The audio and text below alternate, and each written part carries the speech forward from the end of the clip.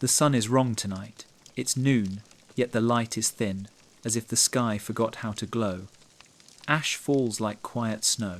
Fields fail. Bells ring for empty tables. Priests whisper. Scribes scratch, and then cross things out. You walk a road of cinders. A monk passes, clutching a wrapped page like a newborn. He nods once. Not here, he says. Not safe. In the dim, you hear a rumour. A year the world tried not to remember. A year some called a curse, and others tried to erase. Listen, grain stores are locked. Sea winds taste of smoke. The moon looks sick. A voice from a sealed room says, "Do not write this." Another voice, soft and stubborn, writes anyway in margins, in code, between prayers. Tonight we return to that year. We follow the erased lines, the scraped vellum, the missing dates. We ask, who hid this story? Why? And what did the survivors learn in the dark that we have forgotten in the light? Breathe. Close your eyes. Walk with me. We begin in the middle of a long night. The year is 536 AD. The sun is dim. The air tastes of ash. Crops fail across lands that never met. Markets stall. Prayer halls fill. Voices drop. People move by candlelight at noon. Some call it a winter without end. Some call it a test from God. Others keep quiet by order. In quiet rooms, scribes copy and recopy. Dates blur. Lines vanish. Pages are scraped and used again. A few brave hands slip notes into margins. The sun gave no warmth. Bread is gone. Do not blame the poor. This audiobook is a sleep journey through that hidden year. We do not argue. We listen. We follow threads lost chronicles, letters rolled tight and hidden in walls, pilgrim songs, weather in rings of old trees, and a trail of edits that hint at pressure from above. Was it policy? Fear? Care? A wish to keep faith steady? The truth lives between ink strokes. We move as the night moves slow, simple, step by step. Each chapter is a lantern, a scene, a voice, a clue. We meet farmers, monks, healers, traders, a young archivist in Rome, a captain in a grey sea, a child who counts days without Sunday. We learn how people kept hope when the sky would not help. We learn how power speaks and how pages remember. As you drift, you will hear short stories and gentle facts. No rush, no noise, just a steady walk through fog toward a clear shore, what was erased, why it mattered, and how to carry its lessons now. Close your eyes, breathe in. The past is not gone, it sleeps. Tonight, we wake it softly. The bell in the square rang for midday, yet the light looked like dusk. Shadows stretched long across the stones, though the sun stood at its height. People blinked upward, confused, for what should have been brightness was dim, as if the sky had swallowed its own fire. Children tugged at their mothers' sleeves, asking why the day wore night's cloak. The mothers hushed them, though they themselves had no answer. Merchants laid their goods beneath a faint grey disk. Apples that should have glistened with morning dew looked dull. Cloth that should have shown bright dye appeared as faded rags. A butcher fumbled with his knife, his hands stiff in the strange cold that clung even when the hour should have brought warmth. In the silence between market cries, one could hear the tremor of unease. In the tavern, men argued in low tones. Some swore the world was ending. Others muttered of punishment from heaven. A traveller claimed the same dim sky-haunted lands far away, where even the seas looked like molten lead. Another spoke of famine already spreading, of fields where barley sprouted weak, where sheep pawed the earth only to find soil frozen though it was spring. On the church steps, a priest tried to calm the crowd. He raised his hand and called for prayer. His voice carried, but even as he spoke of faith and patience, ash drifted down like silent snowflakes, soft and unsettling. The priest brushed one from the page of his sermon and faltered for a moment. He looked at the dark smear left behind, then quickly closed his book. He smiled thinly, telling the people that God would provide light again in time. A child noticed something no one else said aloud. Birds no longer sang at noon. Only the crows circled, their cries harsh against the still air. Dogs howled at hours they never had before, their voices long and hollow. The elders remembered winters of hardship, yet even they shook their heads. Winter did not sit heavy in spring. At the edge of the town, a farmer paused from his ploughing.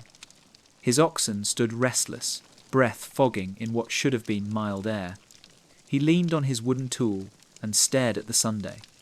It was no more than a pale coin, thin and weak. He spat in the dust and whispered to himself that the soil would not take seed in such a light. Still, he pressed on, because work was work, and hunger gave no pause. By evening, when lamps were lit, the day had never grown bright enough to need their flame. Yet flame was needed all the same. In the dim glow, whispers spread. Some said the mountains had burst into fire in lands unseen, throwing ash high into the heavens. Others swore it was the hand of God, veiling the sky to test their faith. A few shook their heads, saying it was not for common folk to know, that the truth lived only in rooms where the learned kept their secrets. Yet the people felt the truth in their bones. They felt it in the strange chill that clung to their clothes, in the thin light that made their eyes ache, in the silence where songbirds once filled the air. They felt it in their bellies, already anxious for the harvests that might not come. The year 536 had begun like no other. It did not announce itself with trumpet or decree.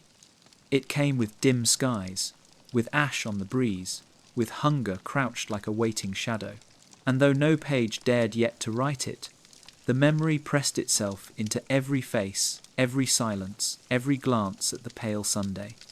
It was a year when noon looked like twilight, when even the brightest hour felt borrowed, and when the world itself seemed to whisper that something had broken far beyond their reach. In the great hall of worship, candles sputtered as if choking on the air. The priest lifted the gospel, yet fine dust fell across its open page. He brushed at it gently, thinking first it was common soot, but the dust kept returning, drifting from rafters where no fire burned. Some in the congregation crossed themselves quickly, others muttered, for even the house of God seemed touched by this grey rain. The hymn began weak. Voices that once soared filled only the lower air, as though the dome of the church swallowed sound before it could rise. The organ gave a low groan, pipes clogged by damp ash that clung to its brass. The priest steadied his breath, yet he felt the weight of eyes upon him. They wanted answers he could not give. Behind him, the sacristan whispered of reports from nearby villages, whole fields lost to blight, children sick with strange fevers, men coughing with lungs raw from smoke. The priest nodded, but said nothing.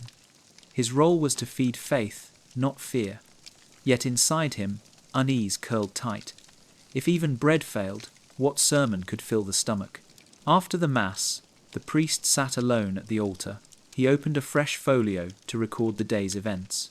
He dipped his quill, but his hand trembled. He wrote the date, then paused. Should he note the ash?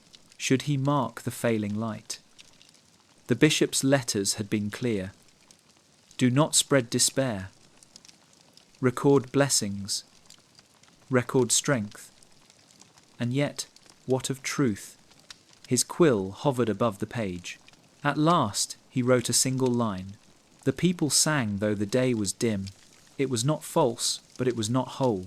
He closed the folio quickly, ashamed at the half-truth. Somewhere deep, he longed to scrawl what he had seen.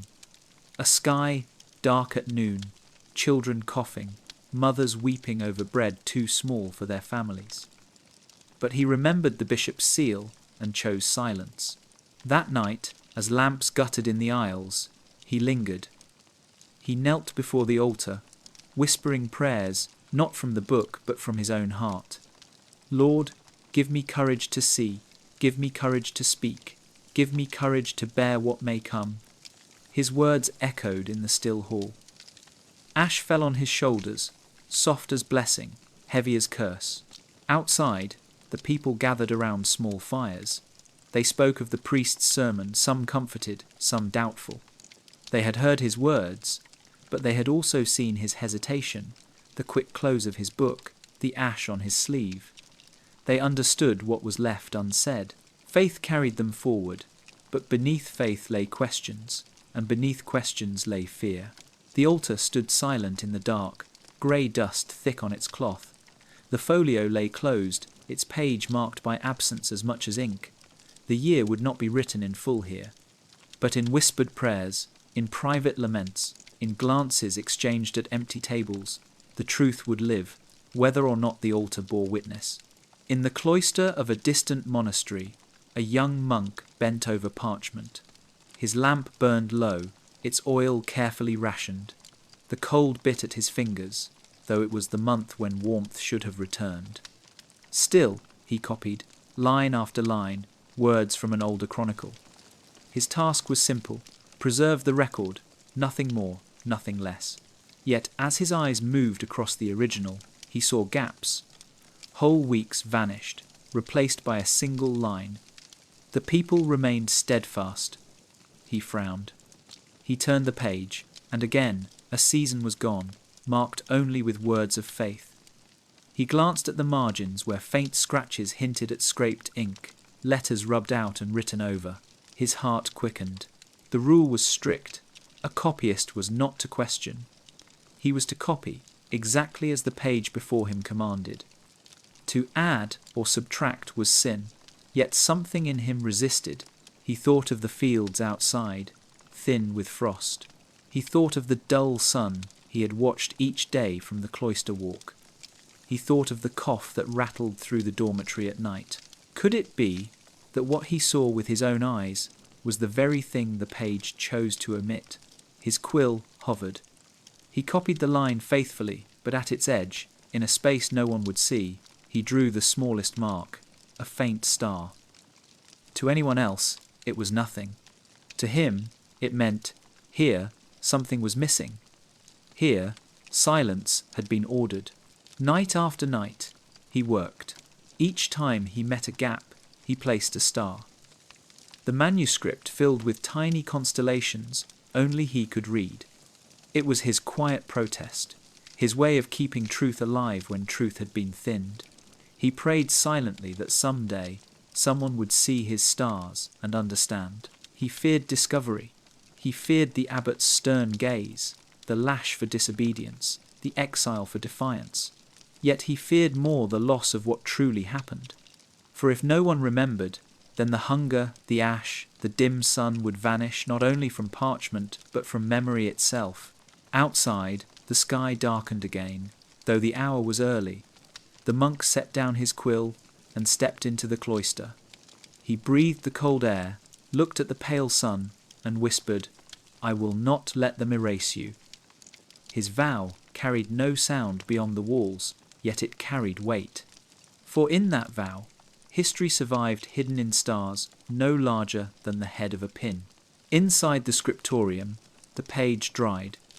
Ink shimmered faint in lamplight. The monk returned, steadying his hand.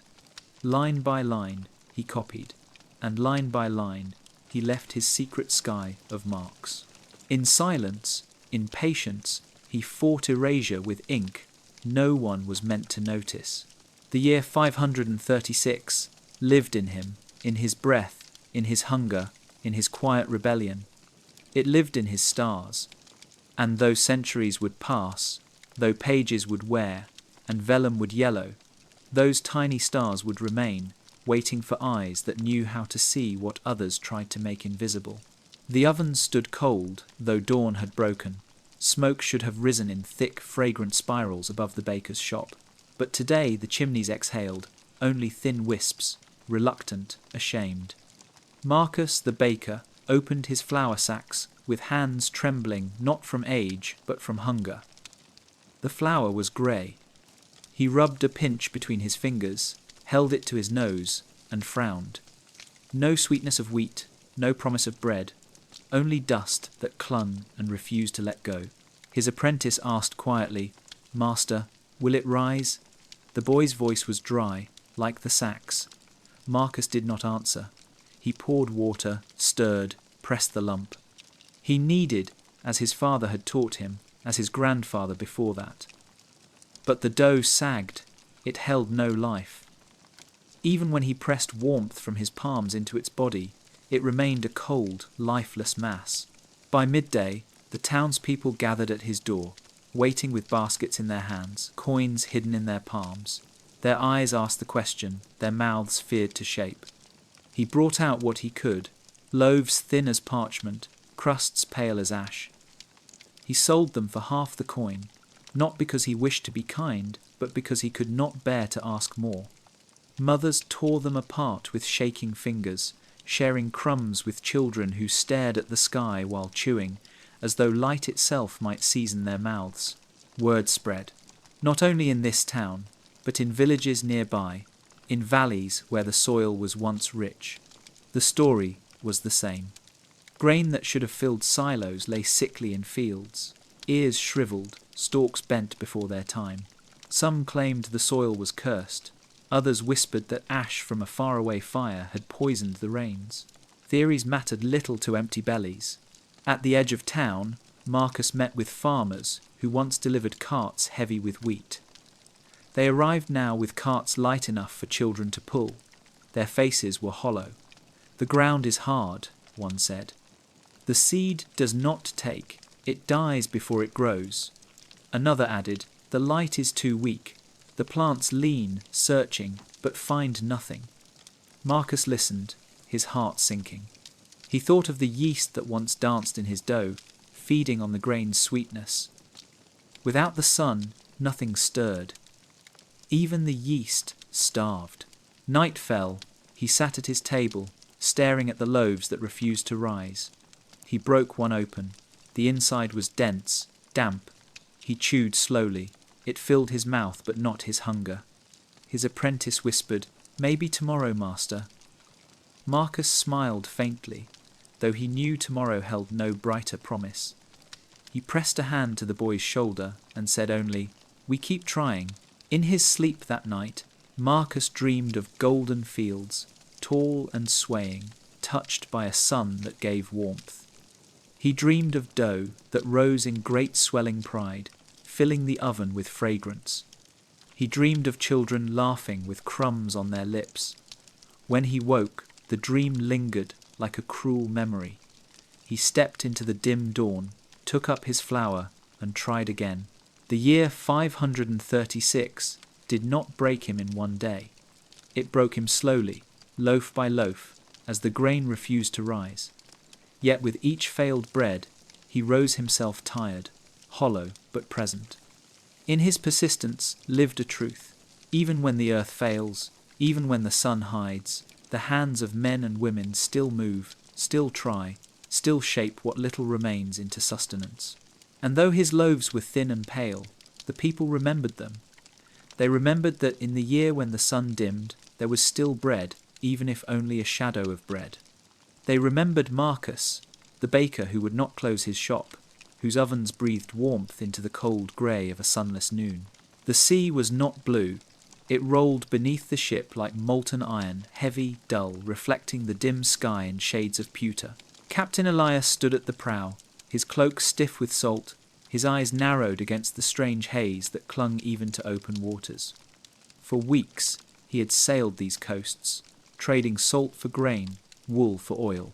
But now the ports gave only shrugs, empty baskets, excuses.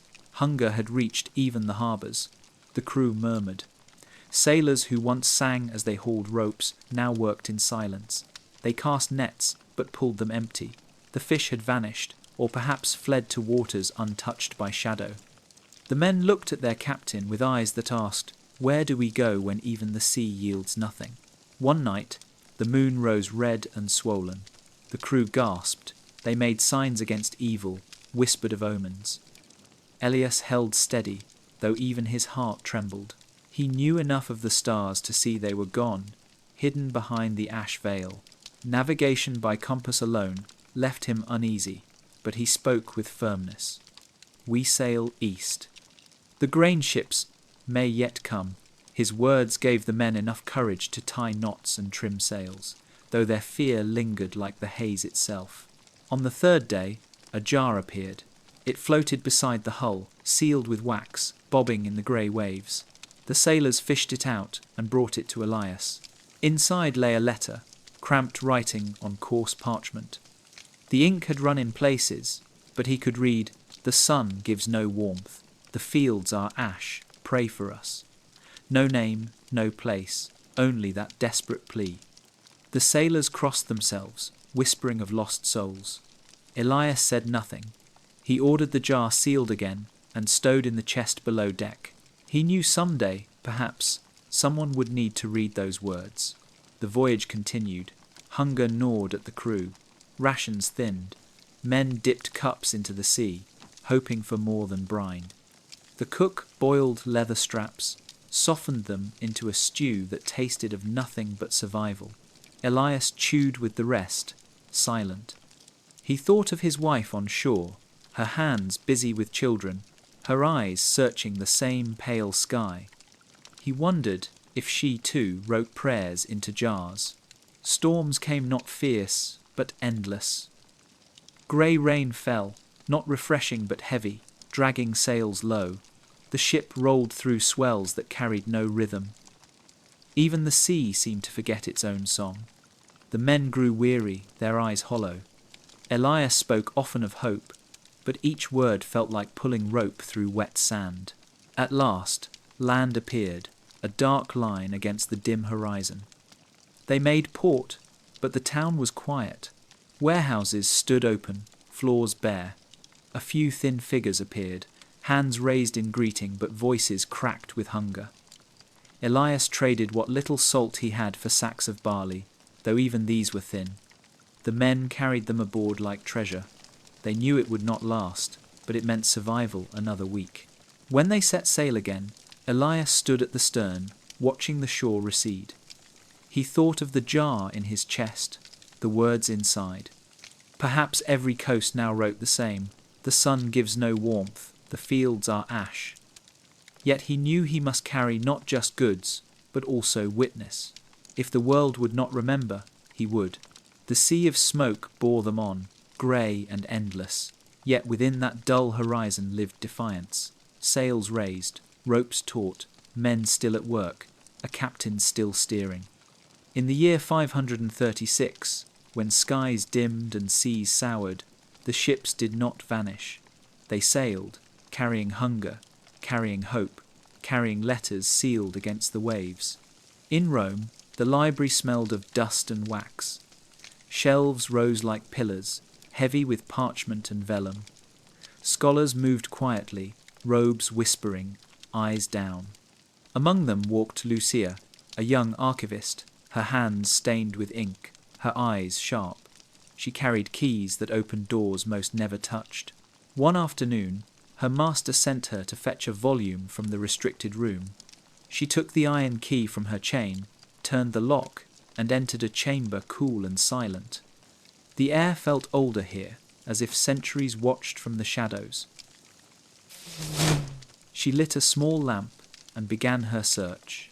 Her fingers brushed a folio that looked ordinary, yet as she lifted it, she felt the weight of something hidden. She opened its pages.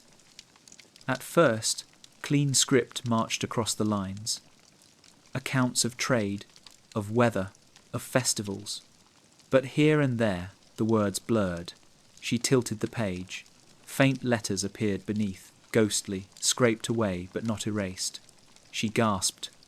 She had seen palimpsests before, pages reused, ink washed away, but these marks were recent, clumsy. Someone had tried to hide words, not preserve space. She leaned closer. In dim light, the ghost text revealed fragments. The sun, without warmth. Hunger at the gates. Children weak. Her heart pounded. She turned another page. She now. Again, the surface spoke of triumphs, of holy processions, of bountiful feasts. But beneath, the ghost voice whispered of famine, sickness, ash. Footsteps echoed. She snapped the book shut. A senior scholar entered, his eyes stern. "You found what you needed?" She bowed quickly. "Yes, master," he nodded. "Remember, the people need faith, not despair. Some pages are best forgotten." His words chilled her more than the room. That night, she returned alone. She unlocked the door, carried the lamp close, and opened the book again. She traced the ghost words with her finger, whispering them into memory. She knew she could not copy them openly, but she could not let them vanish. She took a scrap of parchment from her sleeve, wrote the fragments in tiny script, and slipped it into her sleeve again. Night after night, she returned. More ghost words appeared. Ash fell. The harvest failed. Do not write this. Each line cut her like a blade. She gathered them, stitched them together, built her secret archive. She lived in fear of discovery. Keys jingled softly at her waist, each one a promise and a threat, but she pressed on. She believed history should not be scrubbed clean for comfort. She believed the truth, however dim, must remain. In time, her hidden folio grew. She kept it beneath her pillow, wrapped in cloth, ink smudged by her own hands. She knew one day, perhaps, someone would find it. Perhaps centuries later, long after she was dust, a hand would turn those pages and know that in 536, not all were silent. The archivist's key did more than open doors. It unlocked memory. It kept alive what others tried to bury. And in the year when the sun dimmed, her small act of defiance became a lantern, faint but enduring, in the long twilight of forgetting. The messenger arrived not with trumpet or guard, but with quiet steps on cobblestone. He carried a sealed scroll, its wax unbroken, its weight greater than parchment should hold. The abbot of the monastery received it with a nod, broke the seal, and read by the dim glow of a lamp.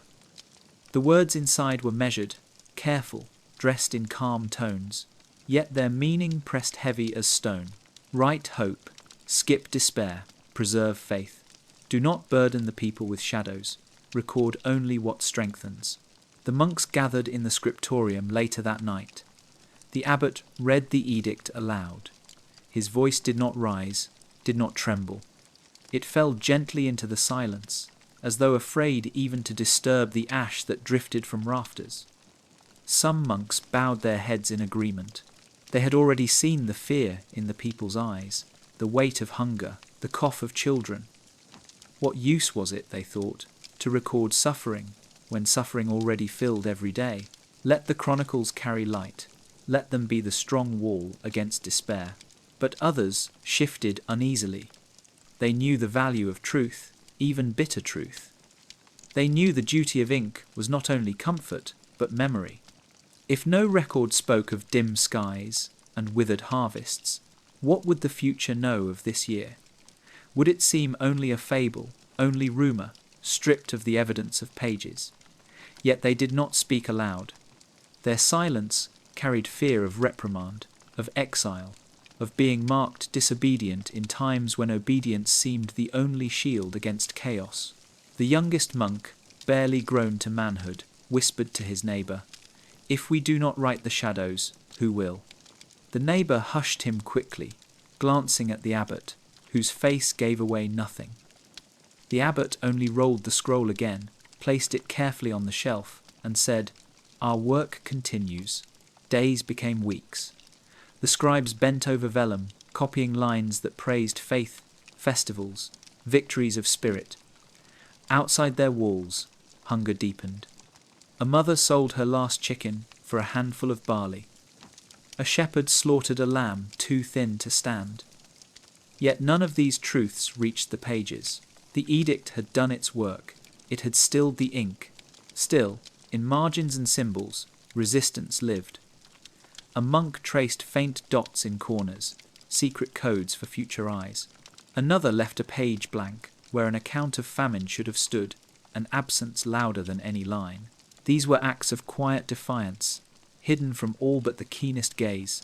The edicts spread beyond monasteries. In towns, priests repeated them from pulpits. "Speak of faith, not fear," they told the people. "Hold hope in your tongue, and despair will fade." For some, the words gave strength. They clung to them, like driftwood on a stormy sea. For others, the words rang hollow. Their stomachs growled too loud for faith alone. Yet they listened, because listening was easier than rebellion. In this way, the year 536 unfolded under two truths. The truth spoken in soft voices, meant to soothe, and the truth felt in empty bellies and dim skies, meant to wound. Between them stretched a silence long and heavy, a silence ordered and preserved. And though the edicts said, "Skip despair," despair did not skip the people. It lay with them in the night. It rose with them at dawn. It walked with them through fields that refused to yield. The edicts could silence ink, but they could not silence hunger. They could quiet chronicles, but they could not quiet memory. And memory, though fragile, held more power than parchment in the end. The earth looked tired. Stalks of wheat that should have swayed tall in summer winds now bent low, brittle, their tips pale. Farmers walked among them with slow steps, boots sinking into soil that felt harder than it should. Each seed planted with hope had fought upward into grey light, only to falter before it bore fruit.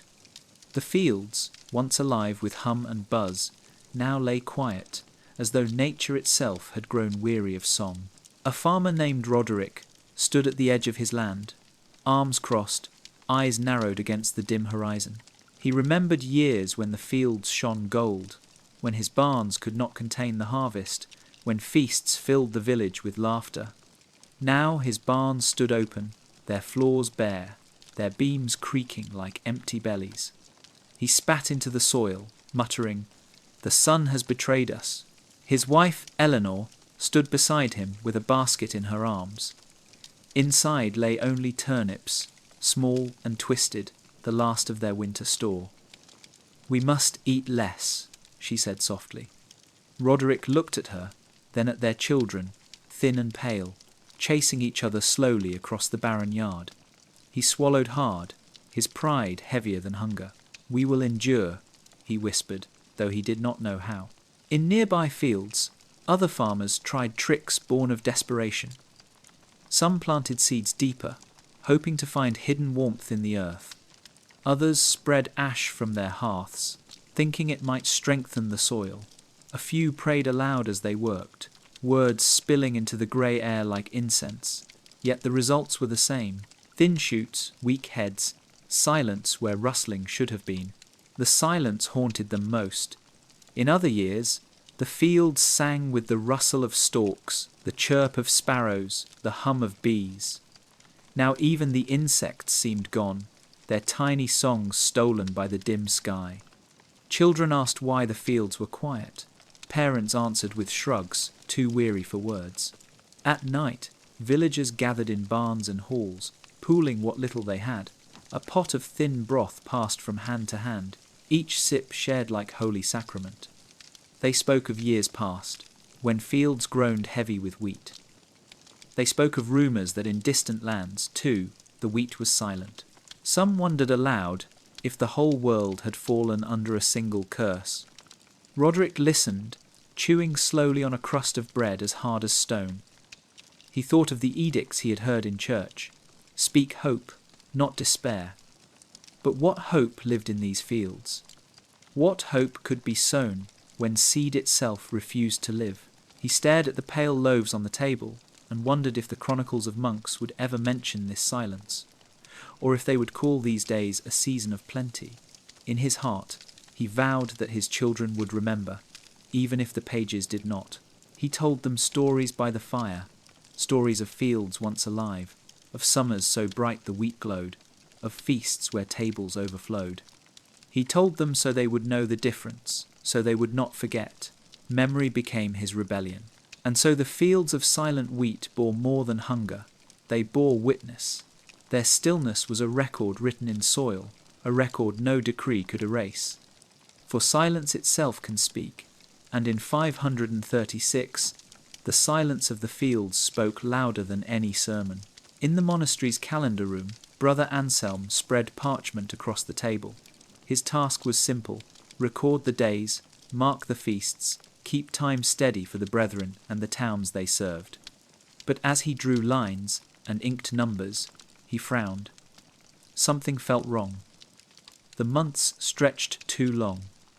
The moon phases did not match the sky. Festivals that once fell in bright spring now arrived in dim cold. Time itself seemed to stumble. He dipped his quill again, tried to correct the numbers. Yet the more he wrote, the more the days refused to align. Reports from nearby villages only deepened his confusion. One priest wrote that Easter had passed with snow still on the ground. Another claimed that summer had come and gone without warmth. How could he anchor feasts to seasons that no longer obeyed? At night, Anselm stepped outside, lifting his eyes to the sky. The moon looked sickly, its glow dimmed by haze. Stars that once guided sailors and farmers now flickered faint, often invisible. He counted nights, compared them to his notes. Each time, he found himself a day behind, then a day ahead. Time slipped like sand through his hands. He returned to his table and began a new method. Instead of writing by fixed calendar, he marked the phases of the moon as he saw them. He recorded fasts and feasts as they truly fell, not as the books commanded. His map of days became strange, jagged, unlike any he had drawn before. To him, it felt like truth. To others, it looked like error. The abbot frowned when he saw Anselm's chart. "You must keep time as it has always been," he said. Anselm bowed, but inside he thought, "How can I write what has always been when what is has changed?" He rolled his map and hid it under his cot. In villages, people made their own calendars. Some counted days by the hunger of their stomachs, others by the coughs of their children, others by the rare moments when the sun seemed briefly stronger. Festivals drifted. A wedding meant for spring happened in cold mist. A harvest feast was held, though there was little to harvest. Time no longer obeyed its own rhythm. Anselm's hidden map grew thicker with notes. Sky dim again. Frost in midsummer. Festival delayed. His lines bent and twisted, but they carried truth. He feared that official chronicles would smooth these jagged edges, erasing the confusion. He wanted the future to know that in 536, time itself stumbled. Days stretched or shrank. Weeks bled into each other. The year refused to fit its frame.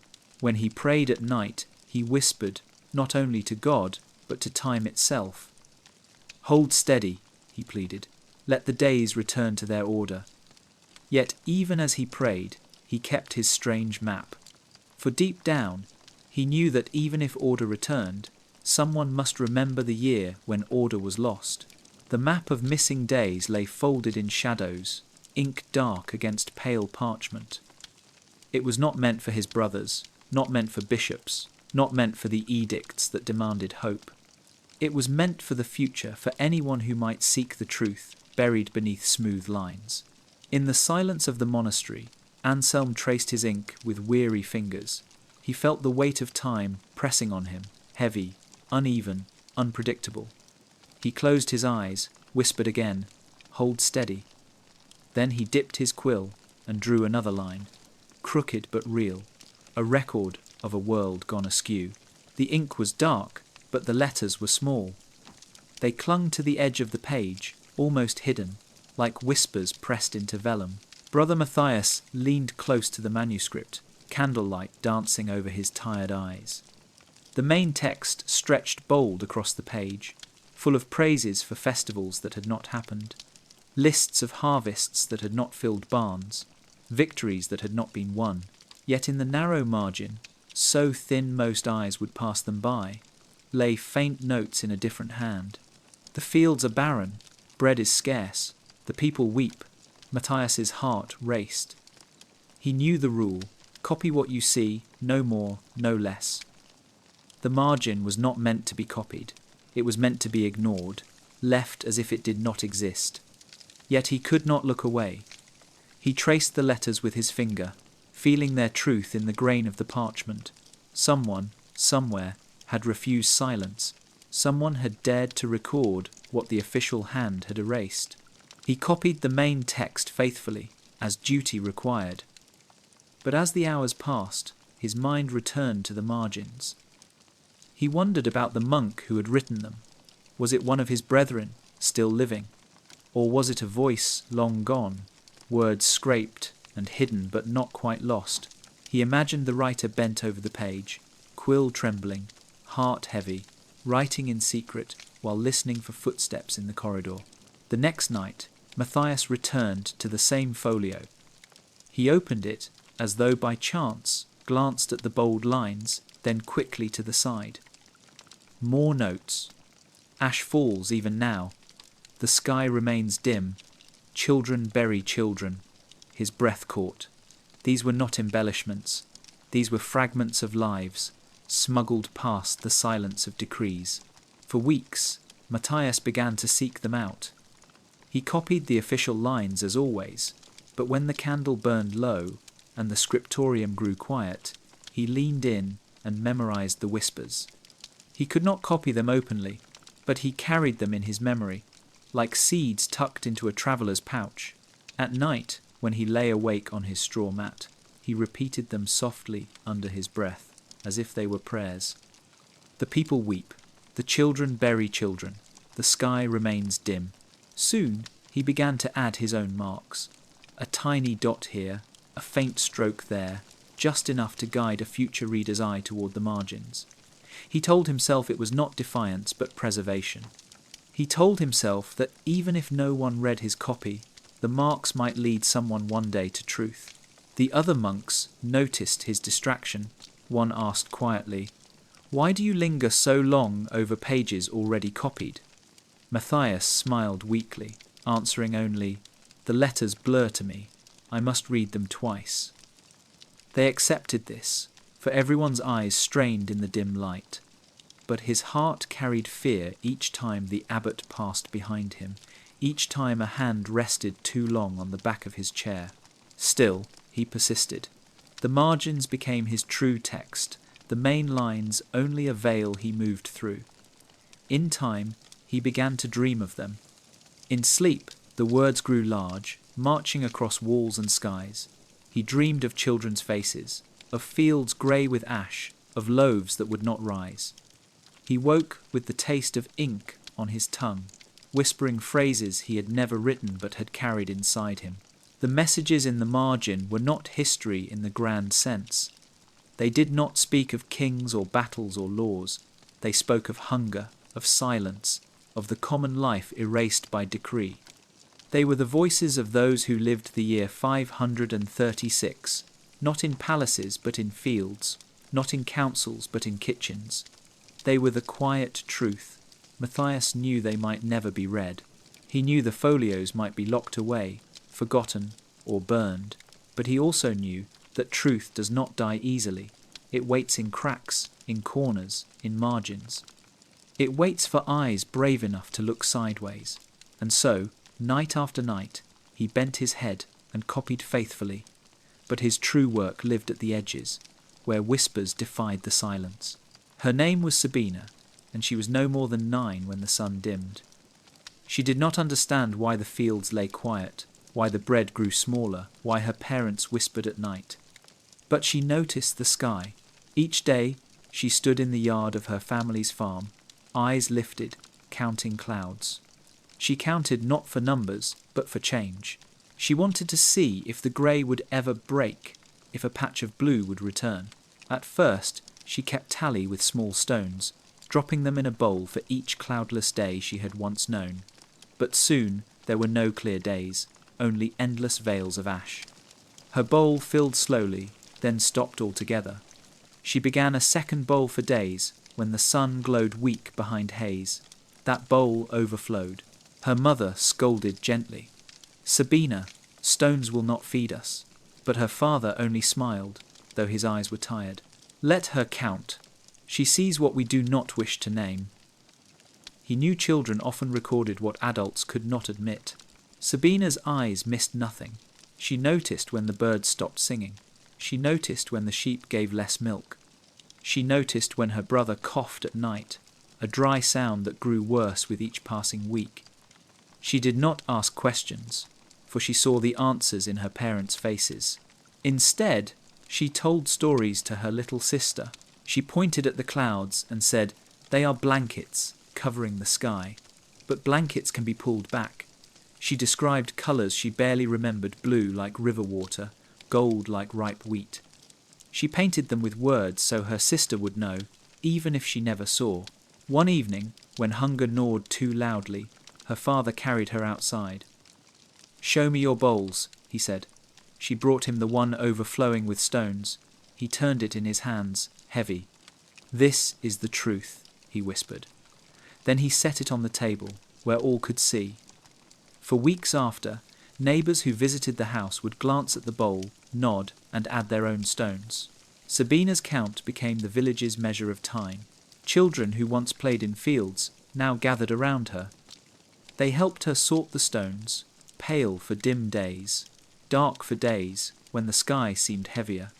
Together they built patterns, walls, even tiny towers, as if trying to rebuild the lost world out of pebbles. Their laughter, though thin, brought a flicker of warmth to the weary adults. One night, Sabina dreamed that the stones became stars. She saw them glow, bright against the dark, guiding travellers across seas of shadow. When she woke, she told her parents. Her father kissed her forehead and said, "Then perhaps your counting is not only for us. Perhaps it is for those yet to come." Years later, when the skies began to clear, Sabina still counted. Her bowls stood as record, months upon months of dim light, each stone a witness. She did not know if anyone beyond her village would ever see them. But she knew that in the year when grown men argued about edicts and chronicles, a child had counted clouds. And her count told the story no decree could erase. In the village of Vercelli, the kiln once roared. Potters shaped clay, smiths forged iron, bakers filled ovens with rising bread. Fire meant life, heat, craft, survival. But in the year 536, fire grew rare. Wood was hoarded, not for pottery or tools, but for warmth. Smoke no longer curled daily from chimneys. The village smelled not of bread and iron, but of ash and silence. Rinaldo the potter sat before his cold kiln, fingers tracing cracks in the clay. He remembered days when his hands flew, shaping jars, bowls, lamps, each piece alive with the promise of trade. Now his shelves stood empty, his kiln silent. "What good is craft," he muttered, "when no one has grain to buy it?" His wife answered softly, "Craft feeds more than bellies, it feeds the soul." But even as she said it, her eyes drifted to the empty pantry. The smith, too, closed his forge. He sharpened old tools instead of forging new, patching what already existed. Farmers brought broken ploughs, bent nails, dull blades. He mended, but his hammer fell less often. His anvil rang with weary echoes. Fire was rationed, every spark accounted for. At first, the silence seemed unbearable. The village had thrived on rhythm, the hammer's clang, the kiln's crackle, the oven's breath. Now, nights stretched long, broken only by coughs and the low moan of the wind. Yet slowly the people found new rhythms. Without fire for craft, they gathered around small hearths, telling stories, singing old songs. The quiet became a kind of thread, binding them together. Rinaldo began shaping clay without firing it, making figurines that crumbled but still pleased children. The smith carved wood by hand, shaping toys, spoons, simple tools. They discovered that even without flame, creation continued. It was quieter, humbler, but it was there.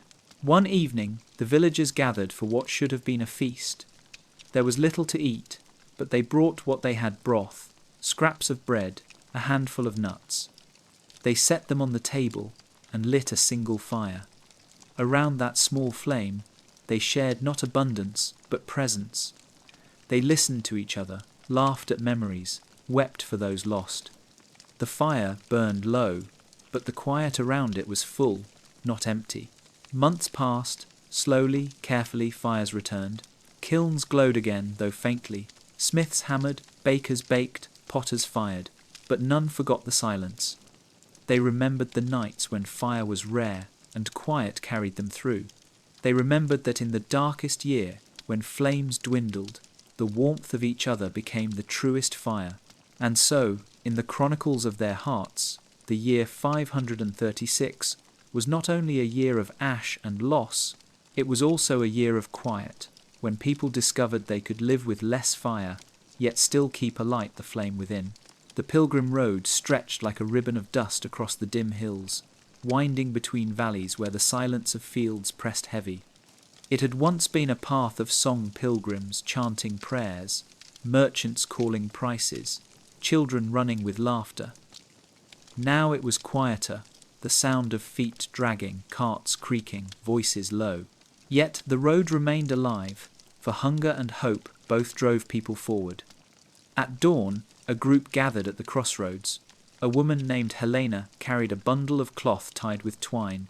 She walked with her husband, their son perched on his shoulders, too weak to walk long. They had heard that farther south the monasteries shared broth freely. Beside them walked a trader named Lucan, his mule loaded with salt and dried herbs, the last of his stock. He hoped to exchange them for barley, if barley still grew anywhere. Behind them came two priests, sandals worn thin, murmuring psalms not to be heard by others but to steady their own steps. The road gave no comfort. The sky above was grey, the sun a pale smear. Dust clung to tongues, making words taste bitter. Yet as they walked, stories began to weave. Helena told of her neighbour who had buried 2 children in 1 week. Lucan spoke of a port town where ships brought jars filled with letters pleading for help. The priests shared a rumour that the Pope himself had ordered certain records sealed to spare the people from despair. Each story carried weight, but when woven together, they began to form a pattern. The dim sky was not a local curse, not a passing misfortune. It was everywhere. The same ash fell on distant lands, the same hunger gnawed at distant bellies. The road became not just a path of movement, but a thread binding truths together. At night, the pilgrims gathered by small fires. They shared broth so thin it barely coloured the water, but the sharing mattered more than the taste. One sang softly, a hymn once bright, but now sung slow and low, like a lullaby for weary hearts. Children leaned against their mothers, eyes half closed, listening. The fire burned, the song lingered, and for a moment the road felt less heavy. One evening, Lucan unrolled a scrap of parchment he carried. "A monk gave me this," he said. The others leaned close. Written in small, cramped hand were words. The sun gave no warmth. The harvest failed. The people endured. It was simple, but it struck like thunder. Helena touched the page reverently, whispering, "So it is everywhere." The priests exchanged uneasy glances but said nothing. Days passed. The pilgrims passed villages, where barns stood open and empty, where faces looked out from doorways with hollow eyes. In one town they found bread baked of acorns, bitter but sustaining. In another they found silence, houses abandoned, doors swinging in the wind. Still they walked, for the road itself seemed to promise that movement meant life, that staying meant despair. When they finally reached the monastery, they found a long line at the gate. People from every corner of the land waited, bowls in hand, hoping for a ladle of broth. The monks moved quickly, pouring thin soup, offering words of blessing. Helena wept as her son drank, his lips wet for the first time in days. Lucan traded his herbs for a small sack of barley, clutching it as if it were treasure. The priests fell to their knees, giving thanks aloud, though their eyes glistened with fear. The pilgrim road did not end there. It continued beyond the monastery, into lands unknown. But for those who walked it, the journey itself became a record. The stories they carried, the rumours they shared, the truths they whispered beside fires, all became part of a living chronicle. No decree could silence it, for it travelled not in ink, but in footsteps, in voices, in the breath of those who refused to stop walking. And so the road itself bore witness. It recorded famine in dust, prayer in song, resilience in movement. It was the artery of a land wounded but still alive. In the year 536, when the world dimmed and parchment failed, the pilgrim road carried memory forward. The bell in the village square rang at dawn. It was not a call to prayer, nor a warning of danger, but a summons for bread. The people gathered quickly, bowls and baskets in hand, eyes fixed on the long table set beneath the bell. Upon it lay loaves, small and pale, each marked with a simple cross. The council had decreed a ration. No longer would the wealthy store grain while the poor starved. Each family would receive bread by weight, not by coin. The decision came after weeks of unrest, after mothers had begged at the gates of merchants, after men had quarrelled in the market over scraps. Now the bell brought order. A steward stood with scales. He weighed each loaf, called each name, placed bread into waiting hands. Some left quickly, clutching their prize. Others lingered, sniffing the faint scent of wheat, savouring before tasting. Children gnawed eagerly, crumbs spilling onto their chins. For a moment, the square filled with the sound of chewing, soft and sacred. Yet, beneath the order lay tension. Some whispered that the council favoured certain families, giving heavier loaves to friends. Others muttered that the church had hidden stores for its own. Still, the sight of bread divided fairly kept anger at bay. The people endured hunger more easily when they knew it was shared equally. A woman named Isolde worked at the scales. She watched the faces of her neighbours, saw gratitude and suspicion, relief and resentment. She remembered when bread was abundant, when her own oven filled the street with fragrance. Now she baked only at the council's command, her loaves thin but consistent. She told herself it was justice, even when she longed to keep one aside for her children. The bell rang again at noon, signalling a second distribution. The people gathered once more. They stood in line, patient but weary, their bowls empty, their eyes fixed on the table. A child cried when the loaf broke too small. His mother hushed him, whispering that tomorrow would bring more. But tomorrow was no promise, only hope. At night, the bell rang softly again, a final toll to mark the end of the day. Isolde sat in her kitchen, staring at her own half-loaf. She broke it into 4 pieces, giving one to each child, keeping the smallest for herself. She chewed slowly, imagining the taste richer than it was. She thought of the bell, its voice carrying through the dim sky, binding the village to a rhythm of survival. The bell became more than metal. It became law, fairness, reminder. It told the people that hunger was shared, that bread was measured, that no one would eat in secret while others starved. It became the village's heartbeat. Years later, when the skies cleared and harvests returned, the people still remembered the bell. They remembered how it rang not for wealth but for justice, not for feast but for fairness. And though bread grew abundant once more, they kept the bell polished and ready, a symbol of the year when the bell and the bread together kept the village alive. When daylight dimmed, healers turned to the night. Without sun to warm or guide, they relied on small instruments, simple tools, fashioned from what remained. A stone warmed in the hearth to ease pain. A reed carved into a whistle to measure breath. A bundle of herbs tied with twine, steeped in thin broth, offered as cure for fevers that lingered. In a village near the river, a healer named Marcellus carried a pouch filled with such tools. He was no physician of fame, only a man who had learned through trial, watching what soothed and what failed. At night, when coughs rose loudest, he went from house to house, pouch at his side, lamp in his hand. In one house, he pressed a warmed stone to a child's chest, listening as the breath grew steadier. In another, he laid lavender beneath a pillow, whispering that the scent would bring sleep. He tied strips of cloth, soaked in vinegar, around wrists, hoping to draw fever away. None of it was certain, yet each gesture carried weight, for it showed that someone cared, that someone tried. Marcellus kept a small book of notes. By lamplight he scribbled, Herb eased cough, stone brought rest, child survived. He also wrote, Herb failed, stone no help, child died. His book was not meant for others, it was too rough, too painful.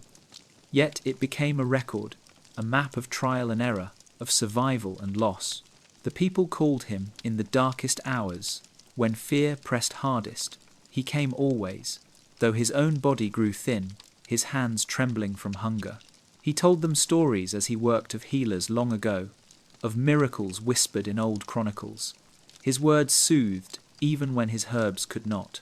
One night, he sat beside a woman too weak to rise. She gripped his hand and said, You cannot cure the sky, but you cure our fear. He wept softly when she closed her eyes for the last time. He wrote in his book, Fear cured, though life not spared. The instruments of night were not grand. They were stones, herbs, cloth, words. Yet in the year 536, they were enough. They gave the people something to hold, something to believe in, when the sun gave nothing. When the skies cleared years later, Marcellus's book remained. Its pages stained, its notes uneven. It told the story of how people endured, not through great cures, but through small instruments, wielded in the night by hands that would not give up. And though the names of the sick faded, the memory of the healer who walked with a pouch and a lamp remained, an enduring witness to the quiet power of care. The parchment looked clean at first glance. Words marched neatly across the page, praises of victory, blessings of plenty. But Lucia, the archivist, tilted it toward the lamplight and saw something more. Beneath the bold script lay faint scratches, ghostly lines, etched into the skin of the vellum. It was as if two voices spoke on one page, the loud voice of decree and the soft whisper of truth buried beneath. She leaned closer.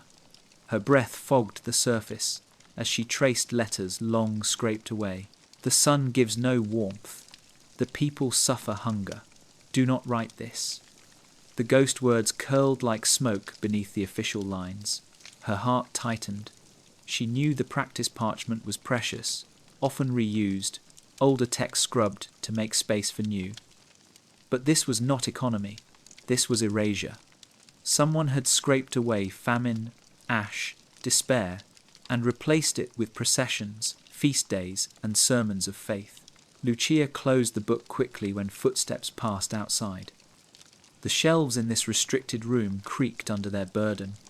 No one entered without permission, and even she, as assistant archivist, had been told only to retrieve, not to linger. But her curiosity outweighed caution. Each night she returned, lamp trembling in her hands, to search for the ghosts in the pages. Some were faint, barely visible in raking light. She used drops of water, breathed carefully, tilted her lamp to coax shadows into view. Slowly the voices emerged. Farmers pleading for seed, travellers noting dim skies, scribes admitting children dead of hunger. She copied them in secret, on scraps small enough to hide in her sleeve. Her master warned her once, his voice firm but not unkind. There are reasons, child. Faith holds the people steady. Too much truth would break them. She bowed, but in her heart she disagreed. Faith built on silence felt like a fragile bridge. She feared what would happen when cracks appeared. The palimpsests taught her another lesson. Memory never fully dies. Scraping cannot erase the pressure of ink pressed deep into skin. The truth lingers, waiting for eyes that know how to see. She began to think of the year itself as a palimpsest. The loud, official version layered on top. The true story buried beneath, faint but enduring. One evening, she nearly dropped her lamp when she uncovered a passage left half-scraped, perhaps forgotten.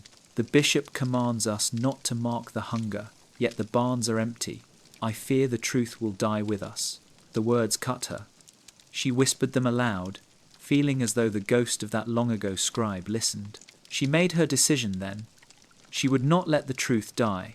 If others had left whispers in the margins, she would gather them. If others had carved stars into corners, she would read them. And if pages had been scraped, she would record what remained. She sewed her scraps into a small booklet hidden under her bedding. She called it the Ghost Chronicle. Each entry was incomplete, fragmented, but together they built a story. It was not polished. It was not official. But it was real. When she prayed at night, she no longer asked for protection from discovery. She prayed only that her booklet would survive her, that someday someone would open it and see the faint words as she had seen them. For she believed that history, however scraped, longed to be remembered. The palimpsest became her teacher. It showed her that silence is never whole, that beneath every decree lies a whisper, and beneath every erasure a truth that waits. In the year 536, when darkness fell and officials ordered hope, the palimpsests carried the real record. The ache of hunger, the ash of skies, the stubborn voice of those who would not let truth be scraped away. The corridor was narrow, lined with doors few dared to open. Its stones smelled of wax and damp, its light thin, its silence heavy. Lucia had been summoned there by her master, her steps echoing as she walked. She clutched her key ring, its iron teeth clinking softly like chimes of judgment. At the far end stood a tall door bound in bronze. Her master waited there, grey hair tied back, eyes unreadable. He handed her a folio wrapped in cloth. "You will keep this safe," he said. She unwrapped it, expecting sermons or decrees. Instead, she found blank pages, or so they seemed. But as she held them to the lamplight, faint outlines glimmered, text erased but not gone. He spoke quietly. "This is not for the shelves. This is for the hidden index." She frowned. "An index?" He nodded. "There are two archives, the one the bishops read, and the one we keep for truth. You are young, but your eyes are sharp. You must learn to preserve both hope and memory." Her chest tightened. She realized then that even within Rome, even within the heart of decree, not all bowed to silence. Some had chosen a different path, to build a double record, one loud, one quiet. The quiet corridor was its home. She followed her master through a side door. The air grew cooler, the walls closer. At the end lay a chamber small and bare, no shelves, only a chest bound in iron. He opened it with a heavy key. Inside lay folios, wrapped in cloth, each marked only with a symbol, a star, a cross, a circle. He placed the new folio inside and closed the chest. "These," he whispered, "are the voices scraped from the other pages. Here we keep them. Here they cannot be ordered away." Lucia felt both awe and fear. She asked, "Why keep both? Why not show the truth openly?" He sighed. "Because open truth burns faith, and faith is a rope men cling to in storm. But memory must also survive. One day the storm will pass. Then those who come after must know what was hidden." She left the chamber shaken, but also resolute. She returned night after night, under excuse of errands, to gaze at the chest. She longed to open every folio, to read the erased words, to drink the truth whole. But she restrained herself, fearing her eagerness would be noticed. Instead, she added her scraps quietly, sewing them into the folds of cloth, a secret within a secret. The quiet corridor became her sanctuary. She walked it slowly, tracing the stones with her fingers, imagining how many had passed here before her, how many had carried the same weight of knowledge. Each step reminded her that truth does not die when silenced. It waits, tucked away in quiet corridors, bound in iron, guarded by those who love memory more than power. In her dreams, she often walked that corridor endlessly, doors stretching beyond sight, each one holding another chest, another truth. She woke trembling but calm, certain she had been given not a burden but a calling, to guard memory, to keep the quiet alive. In the year 536, when Rome's public halls spoke only of hope, the quiet corridor whispered otherwise. And though few ever walked its stones, those who did carried the weight of generations on their shoulders. The sea was restless again. not with fury, but with unease, as if it too felt the dimmed sun pressing down. Traders still tried to cross the straits, though storms came without warning, their winds sharp, their rains heavy. Ships once steady in these waters now rolled like drunkards, their sails snapping under sudden gusts.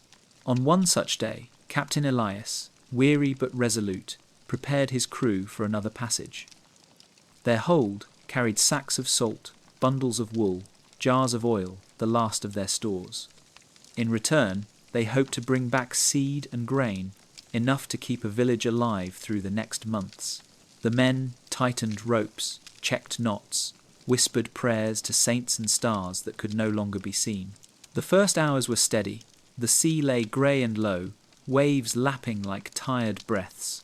But by noon, clouds thickened, winds rose, and the strait became a narrow throat of fury. Rain lashed their faces, stinging like whipcords. Elias shouted orders, his voice lost in the roar. The men clung to ropes, knuckles white, bodies bent against gusts. The cargo shifted dangerously. One sack of salt burst open, spilling into the bilge, wasted. Another jar cracked, oil slicking the deck, making each step a gamble. Yet they pressed on, for to turn back meant starvation. At the height of the storm, lightning split the sky, though muted by haze. Thunder rolled across the waves, and the ship heaved as if dragged downward by unseen hands. A sailor cried out, "We will sink!" Elias gripped the tiller with iron hands and bellowed, "Not today, hold fast." His defiance steadied them. Hours later, the storm passed as quickly as it had come. The sea lay exhausted, the ship battered but afloat. The men slumped to the deck, their bodies trembling, their breaths ragged. Elias looked back at the strait, now calm, and whispered thanks. When they reached the far port, they found a town as hungry as their own. The grain they sought was scarce, guarded by stern men with spears. Negotiations dragged, tempers flared. In the end, a pact was struck. Half the cargo traded for a fraction of the grain once promised. It was not enough, but it was something. As they loaded the precious sacks aboard, Elias spoke to his men. "This is not trade, this is survival. Today we share, or tomorrow none of us lives." His words sank deep. The men nodded. They knew hunger had made enemies of neighbours, but it could also make allies. The voyage home was calmer. The sacks of grain, though few, felt heavier than gold. Each man touched them as if to assure himself they were real. They dreamed of bread, of porridge, of survival. When the ship docked, villagers rushed to the shore, weeping at the sight of grain. The storm over the strait became a story told for years. Not of danger alone, but of choice of men who risked their lives, not for wealth but for survival, not to hoard but to share. In the dim year of 536, when storms struck without warning and hunger pressed from every side, such voyages became lifelines. The sea, like the sky, bore witness. Its storms wrote themselves into memory, carried on the lips of sailors, etched in the hands of those who risked all. And though the strait lay calm again, its waters remembered the cries, the prayers, the pact made under grey skies. The city shimmered faintly under the grey sky, its domes dulled, its streets quieter than they had ever been. Byzantium was a place of splendour, its walls strong, its markets once overflowing with goods from every corner of the world. But in the year 536, even its marble towers could not hide the shadows. Hunger entered here too, and whispers crept along corridors just as they did in the humblest villages. Anastasius, a scribe in the imperial library, sat at his desk with an open scroll. His task was to copy an edict that praised the city's resilience, declaring that the empire's granaries were full and its faith unshaken. Yet he knew the truth. Just that morning, he had watched women at the fountain fight over a single jug of water, their voices hoarse, their children's eyes dull with thirst. He had seen loaves baked with bark and ground weeds sold in the market, desperate hands clutching them as though they were gold. Still, He wrote what was commanded. His quill scratched across parchment, steady and obedient. But when his master left the room, Anastasius leaned close and wrote something smaller in the margin. The sky is dim, the wheat is gone, the truth is not in these lines. He paused, heart pounding. Then he smudged the ink slightly, so that to most eyes it would appear as an accidental mark. To those who looked closer, the words would live. Beyond the library, the court still glittered. The emperor's officials dressed in rich robes, their banquets still laid with meat and wine. But even here, cracks showed. Candles burned at noon, their light needed to see in halls where sunlight once poured freely. The wine tasted thinner, stretched with water. The meat came from herds already dwindling. Yet the performances continued, proclamations of abundance given to crowds too weary to believe but too fearful to challenge. In the churches, priests told the faithful that the dim sky was a test, that God veiled the sun to see who would endure. Crowds knelt, muttering prayers, but their eyes wandered upward, searching the heavens for light. Some left the churches in silence, their faith stretched thin as the loaves at their tables. Anastasius walked the streets at night, listening. He heard merchants whisper of ships turned away at ports, their holds empty. He heard soldiers mutter that their pay had not come, that even the armories grew thin of metal. He heard mothers weeping quietly when they thought no one saw. He felt the empire itself like a mirror, still reflecting glory, but beneath the surface, cracks spreading unseen. One evening, he sat with his brother, a mason. "Do you think this will end?" the brother asked. "The dimness? The hunger?" Anastasius shook his head. "It will end, yes, but not quickly. And when it does, the chronicles may not tell it true." His brother frowned. "Then what use is your work?" Anastasius placed a hand over his sleeve, where scraps of parchment hid. "I keep what I can." The mirror of Byzantium did not shatter in that year, but it warped. What was seen no longer matched what was lived. And while officials polished the surface, declaring the empire strong, men like Anastasius preserved the cracks, writing faint words for future eyes. Brother Ciaran lived in a monastery on the far edge of the Western Isles, where the sea beat cliffs and the wind howled through stone.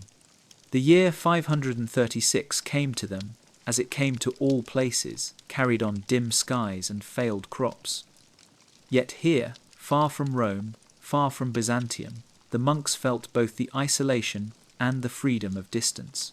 They heard decrees slowly, rumours slower still. What reached them was often half true by the time it arrived. Ciaran was young, devoted, eager to serve. Each night he prayed for his brethren, for the villagers who came to their gates asking for bread, for the children whose coughs echoed through stone halls.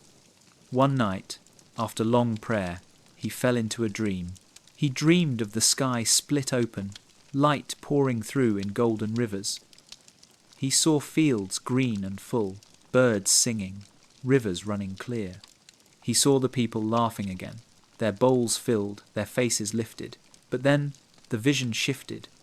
He saw a hand scraping words from parchment, a quill writing lines that spoke only of feasts and victories. He saw his own monastery's chronicles filled with empty phrases, while the true suffering vanished like smoke. He woke trembling, his heart heavy. At dawn, he told the abbot. The old man listened quietly, then said, "Dreams are often the soul's mirror. Perhaps your soul fears silence more than hunger." Ciaran nodded, though he was unsure. But the dream returned the next night, and the next. Each time, he saw the same hand scraping, the same false lines written. Finally, he began to write secretly, not in the monastery's chronicle, but in a small book of his own. He wrote what he saw, the dim skies, the failing crops, the hollow faces of villagers. He wrote of children buried in shallow graves, of mothers who gave their bread to their sons and starved themselves.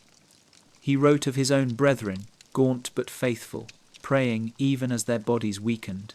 The other monks noticed his weariness. "You carry something heavy," one said. He smiled faintly, answering only, "I carry what others will not." At night, he hid his book beneath his straw mattress, whispering prayers over it as though it were a relic. The dream came one final time, brighter than before. This time, he saw the book itself carried across seas, found centuries later by hands he could not imagine. He saw faces bending over it, reading his words, whispering, "So this was the year of darkness." He woke in tears, convinced the dream was not only his soul's mirror but a command. And so Brother Kieran wrote with new resolve. He did not know if his book would survive fire, flood, or time, but he knew it must exist. For in 536, when even chronicles grew thin, dreams commanded truth, and one monk obeyed. The market had once been a place of colour and sound, stalls overflowing with figs and olives, tables piled with bread, fabrics dyed in hues that dazzled the eye. Children darted between booths, merchants shouted prices, musicians played in corners.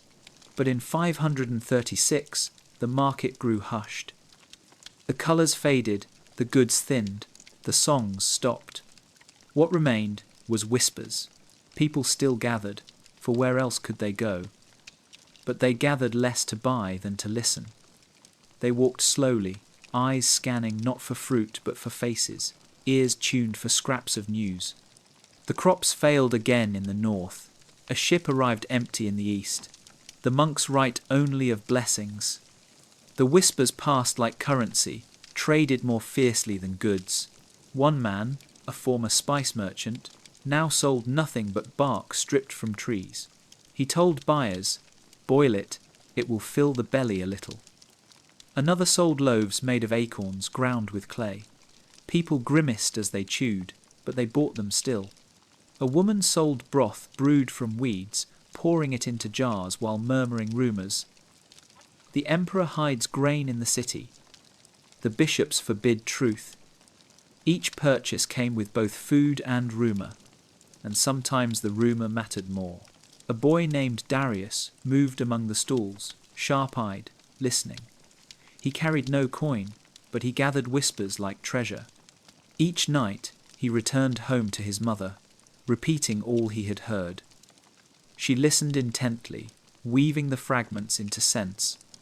Together they built a map of hunger stretching far beyond their town. The market became a theatre of silence, broken only by soft words. Laughter was rare, music absent, but truth lingered in murmurs.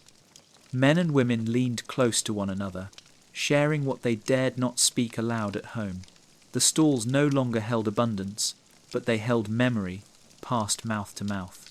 One day, soldiers entered the market, declaring that all talk of famine and ash was forbidden. "Only speak of faith," they said. The crowd bowed their heads. But when the soldiers left, the whispers returned, softer but sharper, like knives hidden beneath cloth. In time, the market's whispers carried farther than any proclamation. They told not only of hunger, but of resilience. A village sharing one loaf among 20, a healer saving a child with herbs, a sailor braving the straits for grain. These whispers became the people's chronicle, unwritten but alive, carried in memory from stall to stall. The market endured, not as it once was, but as a place where truth survived in breath, and in 536, when parchment bent to decree, it was the whispers of the market that kept memory whole. Her wedding dress was simple, spun from linen her mother had woven years before, stored carefully in a cedar chest for the day her daughter would be given in marriage.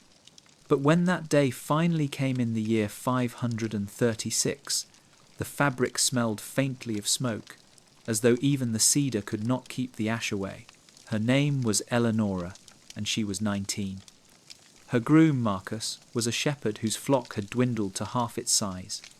Their union was meant to join two families, to share what little remained, to remind the village that life could still move forward even when the sky refused to brighten.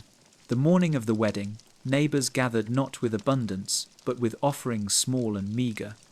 One brought a jar of honey, half filled. Another carried dried apples, wrinkled but sweet. A third brought a candle, its wax scarred but still burning. Together they created a feast of fragments, a table set not with plenty but with memory.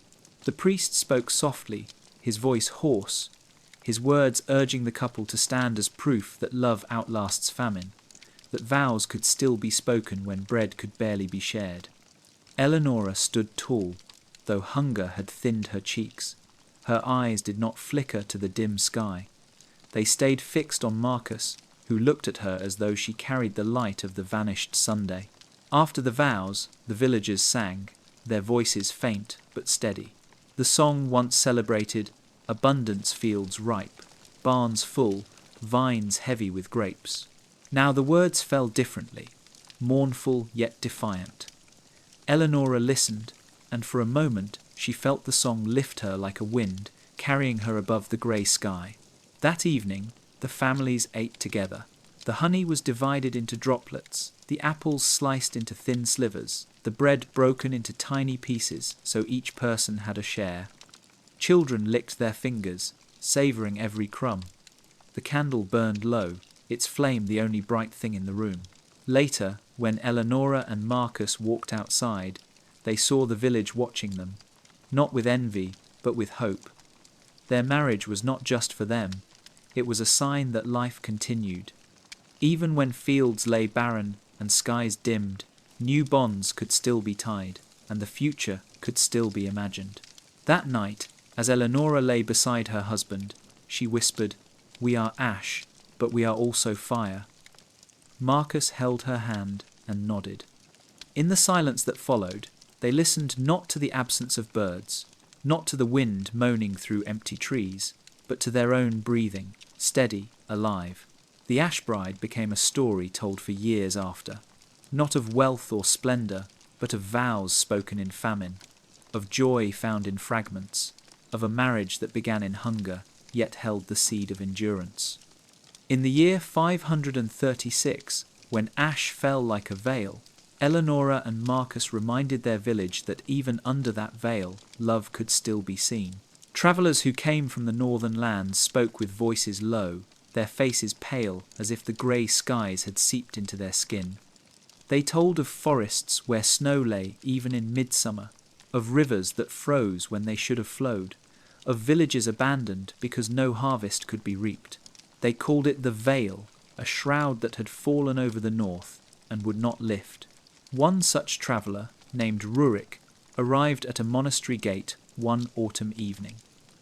His boots were worn to rags, his cloak stiff with frost. The monks gave him broth, and only after he drank did he begin to speak. His words fell slowly, as though heavy with memory. He told of fields where seed would not sprout, of cattle that collapsed in pastures, of mothers who wrapped their children in furs and still watched them shiver. He told of nights so long and cold that even the stars seemed distant, as if the heavens themselves had turned away. And he told of people walking south, leaving behind homes that had sheltered their families for generations, driven not by choice but by hunger. The monks listened in silence. One finally asked, "Did none stay?" Rurik shook his head. Some stayed, but their fires burned out, their voices fell quiet, the veil took them. His eyes flickered toward the grey sky above, and the brothers shivered, though the wind was mild. Word of the veil spread through villages. Parents warned their children not to wander north, as if the shroud itself might swallow them.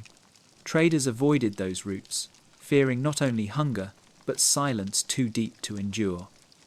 The north became not just a place, but a shadow, a reminder of how far the dimming could reach. Yet, not all fled. Rurik spoke of a woman named Astrid who had chosen to remain in her village. Each day she lit a fire in the square, though few gathered. She sang old songs, her voice carrying over snow-choked fields.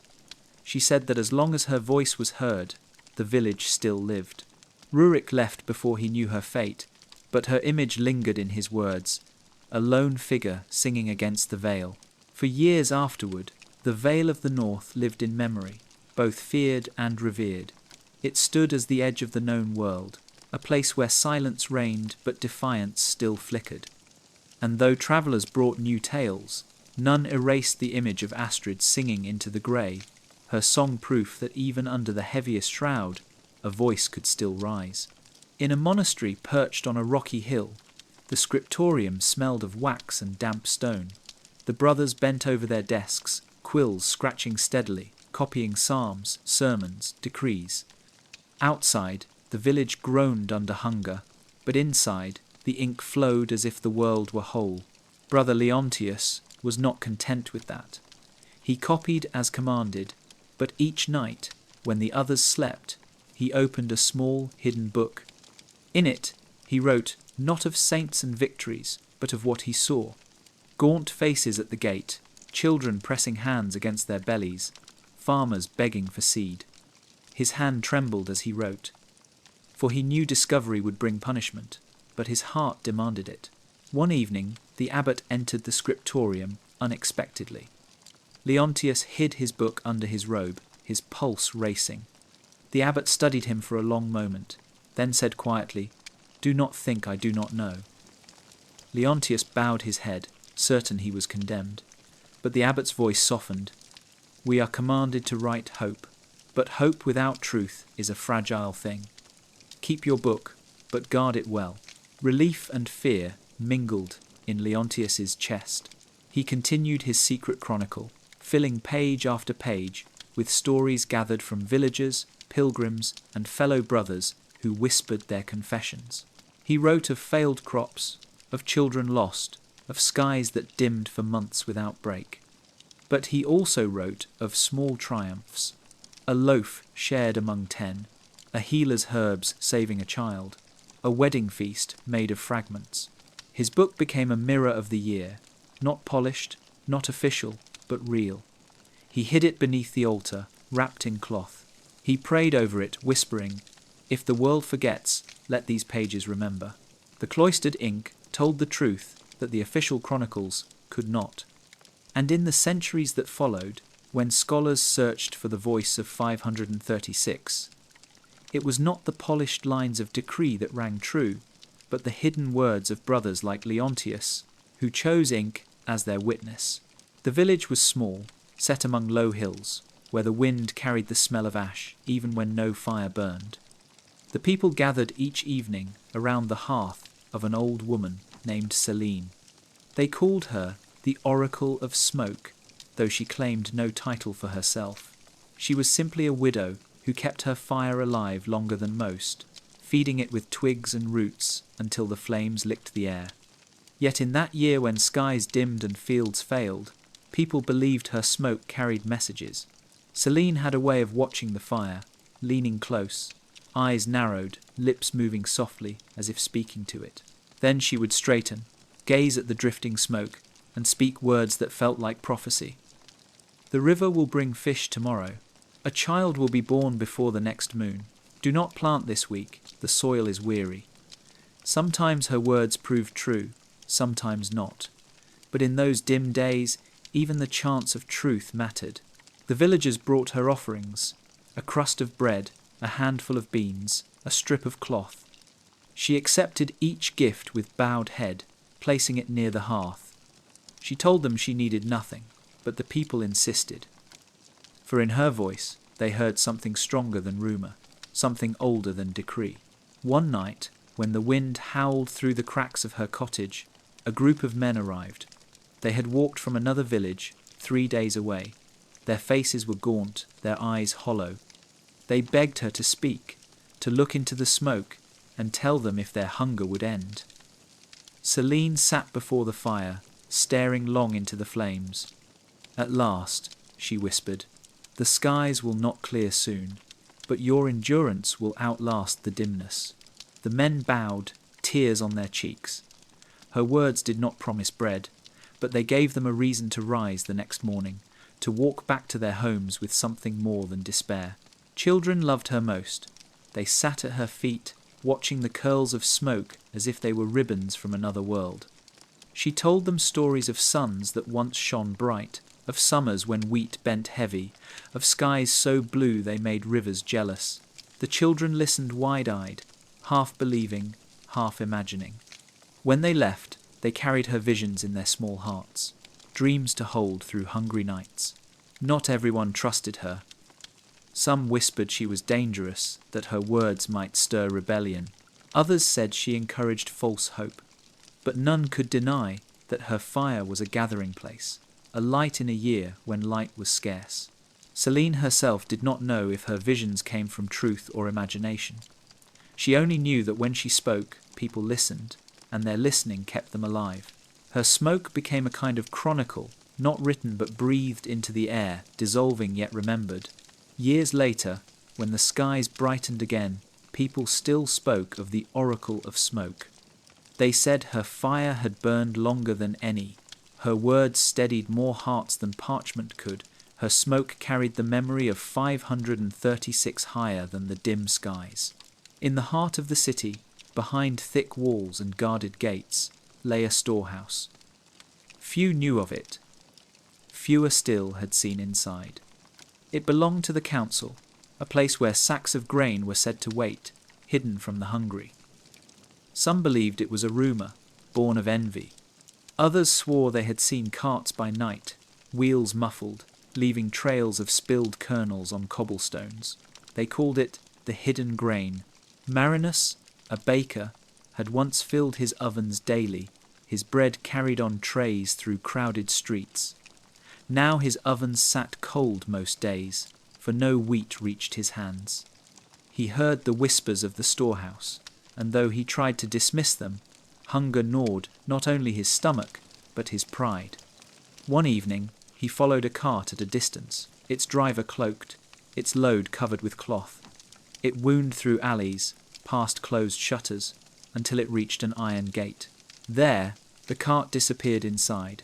Marinus stood in the shadows, heart pounding. He saw the glint of a soldier's spear, the quick closing of the gate.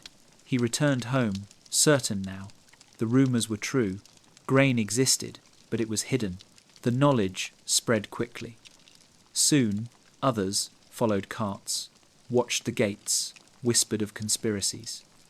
Some argued the council saved grain for emergencies, protecting what little remained. Others spat, saying the council feasted while children starved.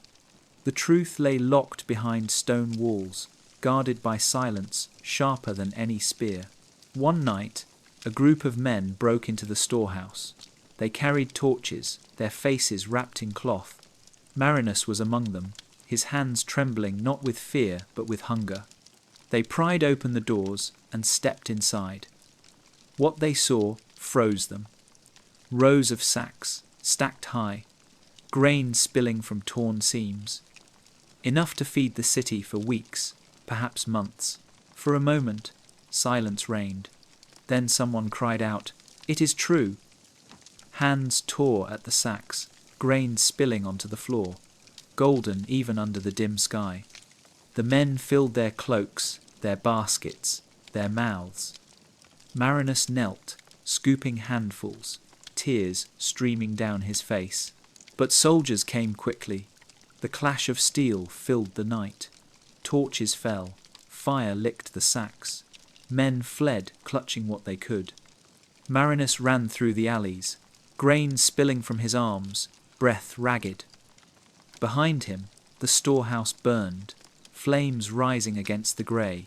In the morning, the council declared thieves had destroyed the last reserve. They spoke of punishment, of divine wrath, but the people only looked at the ashes, smelled the smoke of burned grain, and knew the truth. The hidden grain became a symbol, not only of secrecy, but of betrayal. People remembered the sight of flames where food should have been, the sound of spears against desperate hands, the smell of wasted harvest. In 536, when hunger pressed hardest, the hidden grain showed that scarcity was not only nature's curse, but man's choice. The church had fallen long before the dim year. Its roof collapsed in a storm, its altar cracked, its walls leaning. The villagers avoided it, saying spirits lingered in its stones. But in 536, when silence filled the land, a young woman named Callista began to walk there each evening. She carried no torch, only her voice.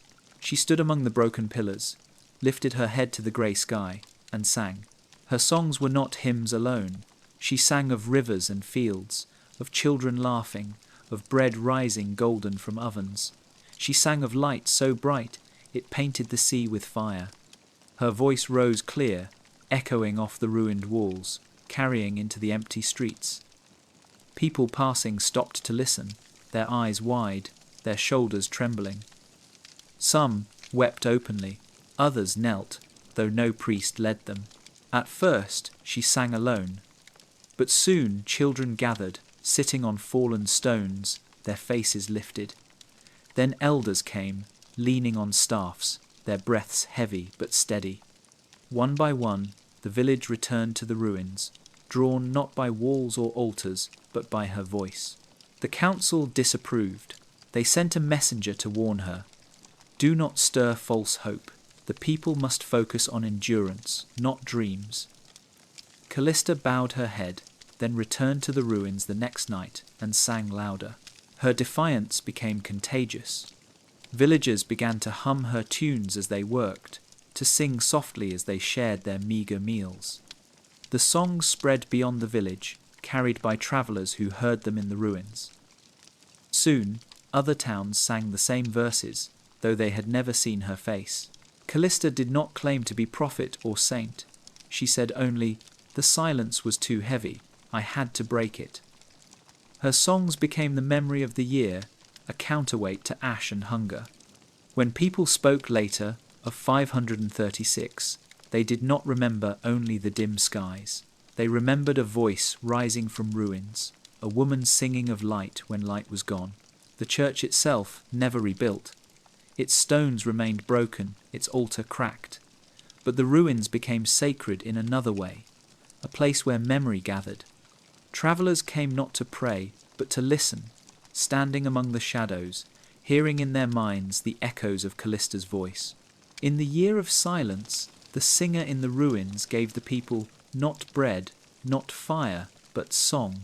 And though her voice was mortal, her song outlived her, woven into the memory of a world that had nearly forgotten to hope. The hall was cold, the tables bare. Once, feasts had been held here, banquets with meat piled high, cups overflowing with wine, music echoing from walls draped in banners. But in the year 536, no such abundance could be summoned.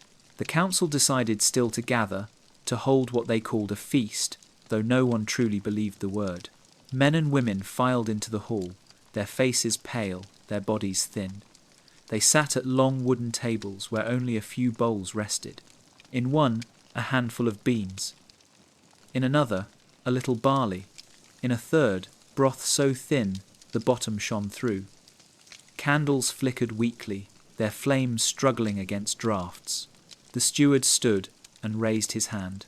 "Tonight we share not what we have, but what we remember," he said. His voice trembled, not from age but from hunger. He gestured to the bowls. "Each family shall take a portion. It is not enough for the body, but perhaps it will feed the spirit." The people obeyed. They passed the bowls slowly, dipping spoons, dividing carefully so no crumb was wasted. The taste was little more than water and bitterness, but they chewed with solemn dignity, each swallow an act of endurance. Children licked the edges of bowls, their tongues scraping for flavour. When the bowls were empty, silence lingered. Then one old man stood. He began to describe a feast from his youth tables, groaning with roasted lamb, platters of figs, bread steaming from ovens, wine sweet as honey. His voice grew stronger as he spoke, and the people closed their eyes, imagining it. Some smiled faintly, their lips moving as if tasting what no longer existed. Another stood, a woman, and spoke of her wedding banquet. Music played on pipes, flowers scattered across the floor, children dancing until dawn. Her memory was clear, her voice carrying warmth. Tears glistened in her eyes, but she spoke steadily, giving her story like bread to those who listened. Soon others followed. Each person offered a memory of feasts past, of abundance, of joy. The hall filled not with food but with stories, each one richer than the thin broth they had eaten. The people leaned close, drawing nourishment from memory itself.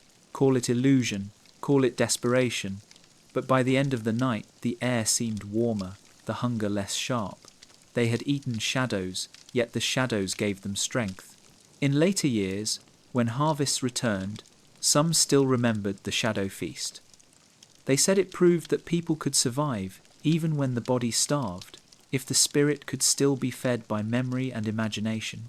In 536, when the tables were bare, the people discovered that even shadows could be a kind of meal. On the edge of a village, a mason named Petros worked with stones, though few asked for his craft anymore. Houses were not being built, barns were not being raised.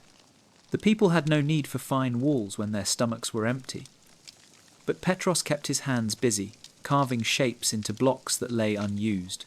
One day, as he walked through the square, he heard the steward declare that the famine was not as great as people claimed, that the sky's dimness was passing, that the chronicles would record only resilience and blessing. Petros clenched his jaw. He had buried 2 children the month before. He had seen fields lie barren, sheep die, neighbours waste away. To him, words spoken in the square felt like lies carved into air. That night, he returned to his stones with new purpose. He began to carve not patterns but words. The chisel struck slowly, letters forming. The sky grew dim, the fields gave nothing, the people suffered. He worked until dawn, his hands bleeding, his body aching. The stone stood heavy and silent, but its words could not be erased as easily as ink. Day by day, he added more. Children buried before their fathers. Ash fell in summer, bread shared among 10. He carved each truth with care, the hammer ringing like a bell. Villagers came to watch, whispering at first, then speaking their own memories aloud for him to carve. Soon the stone bore not only his words but theirs, a record of hunger, of endurance, of grief. The council objected. They warned him to stop, saying he stirred despair. But Petros did not stop. He answered quietly, better despair with truth than hope built on lies. He knew they could scrape parchment, burn scrolls, silence scribes, but stone endured. Children traced the carved letters with their fingers, learning them as lessons. Travellers paused to read, nodding as if to say, yes, this is what we saw too.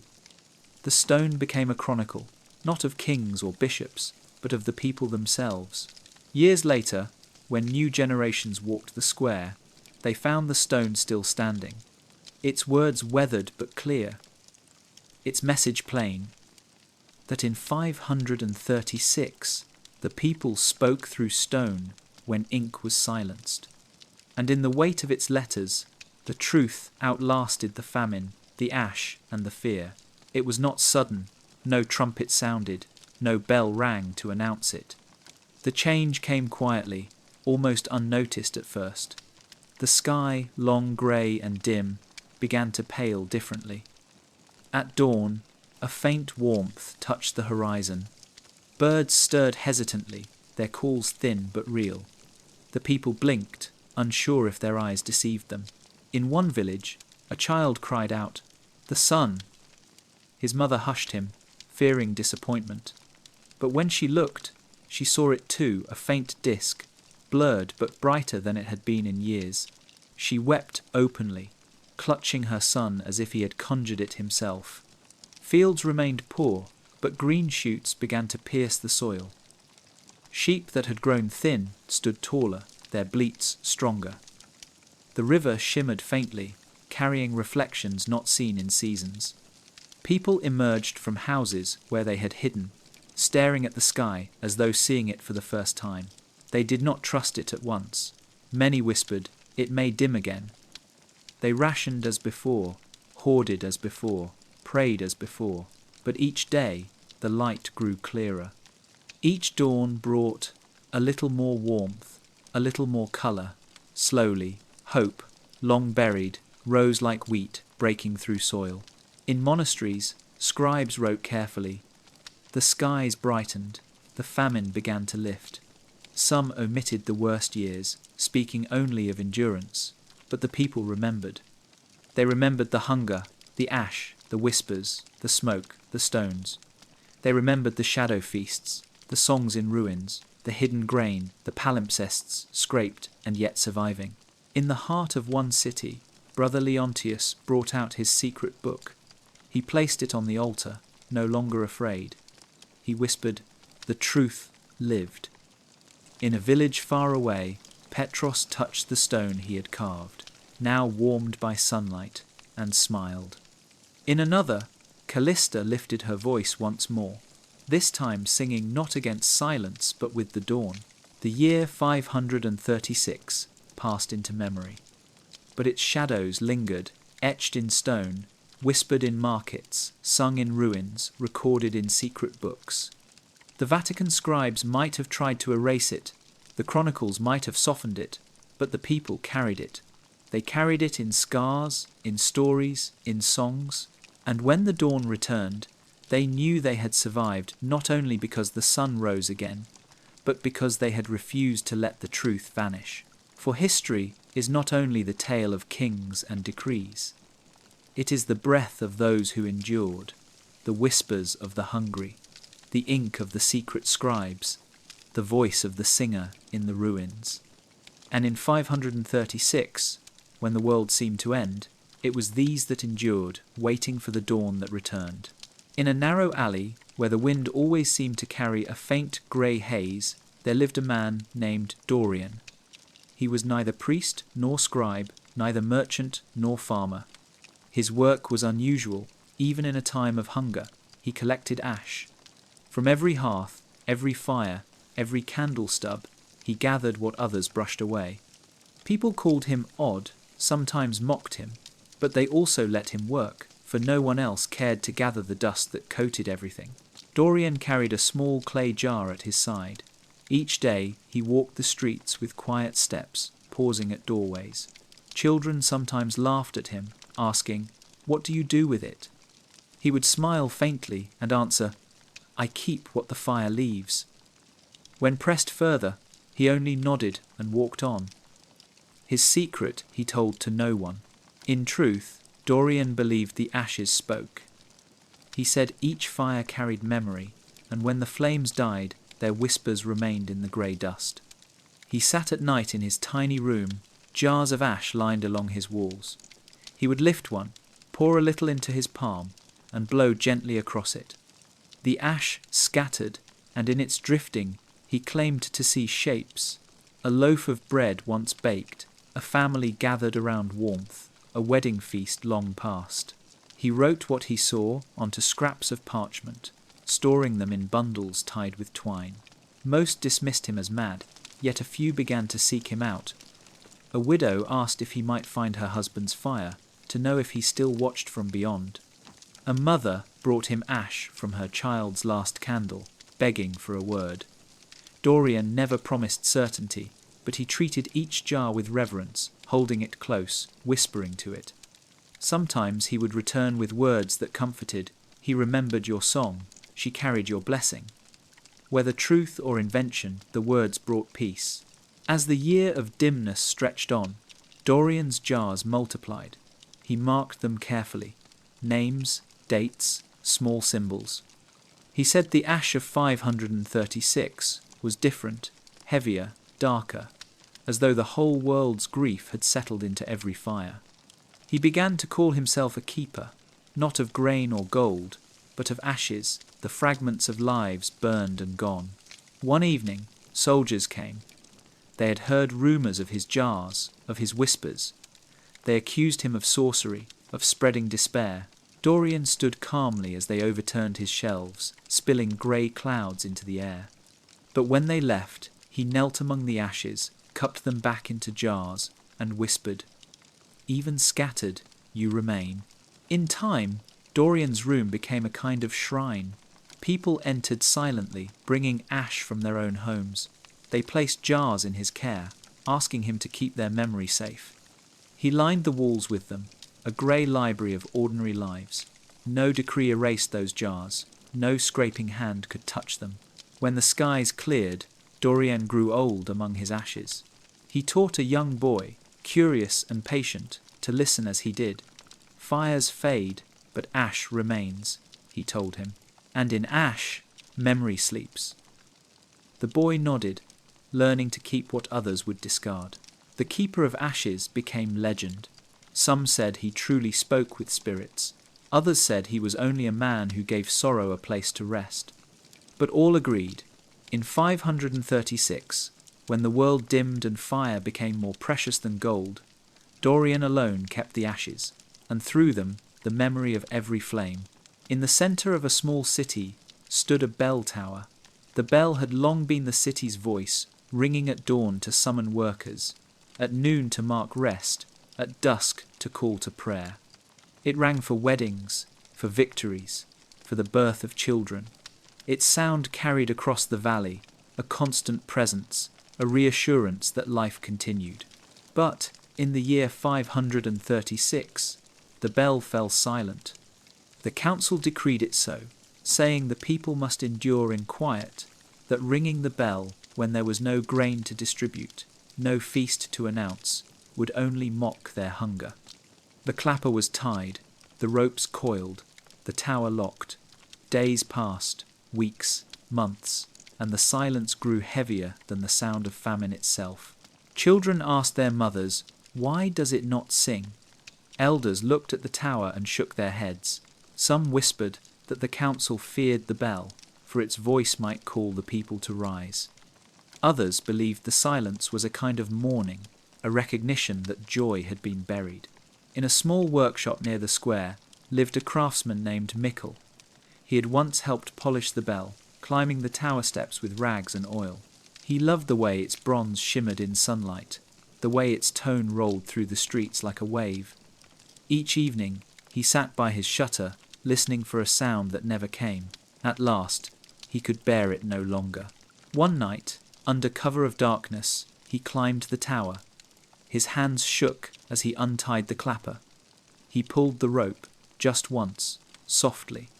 The bell answered with a low, trembling note, not as strong as before, but still alive. The sound rippled across the sleeping city. Windows opened, heads appeared, hearts leapt. Some wept hearing it, others clasped hands in prayer.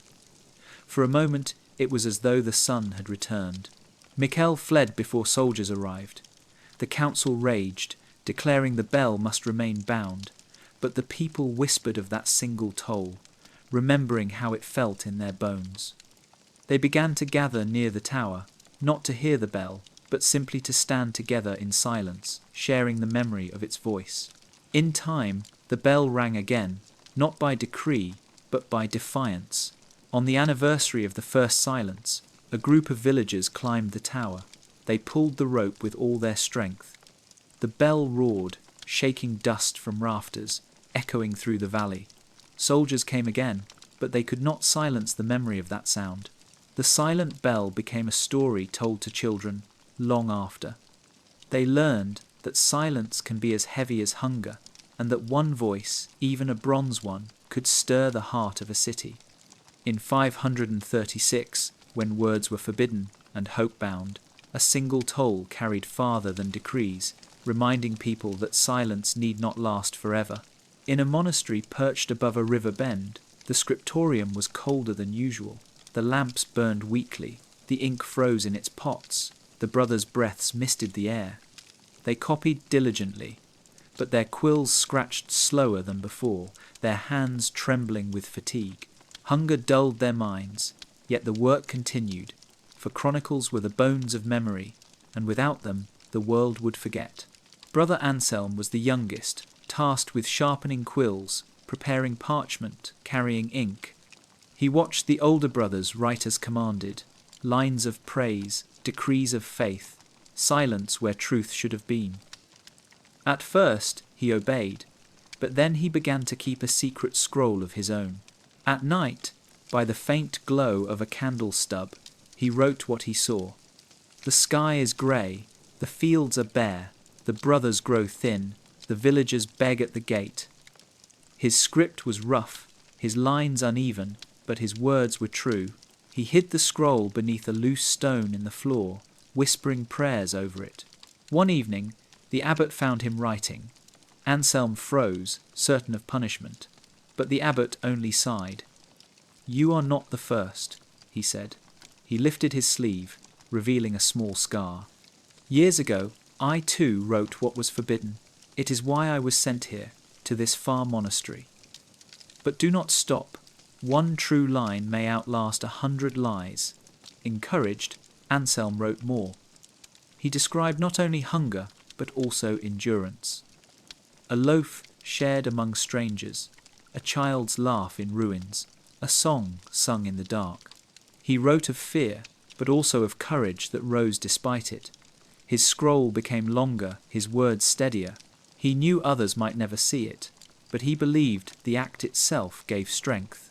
When spring finally showed hints of light, Brother Anselm placed his scroll in a clay jar, sealed it with wax, and buried it near the riverbank. "The world may forget," he whispered, "but the earth will remember." Centuries later, when scholars dug near that river, they found fragments of a scroll.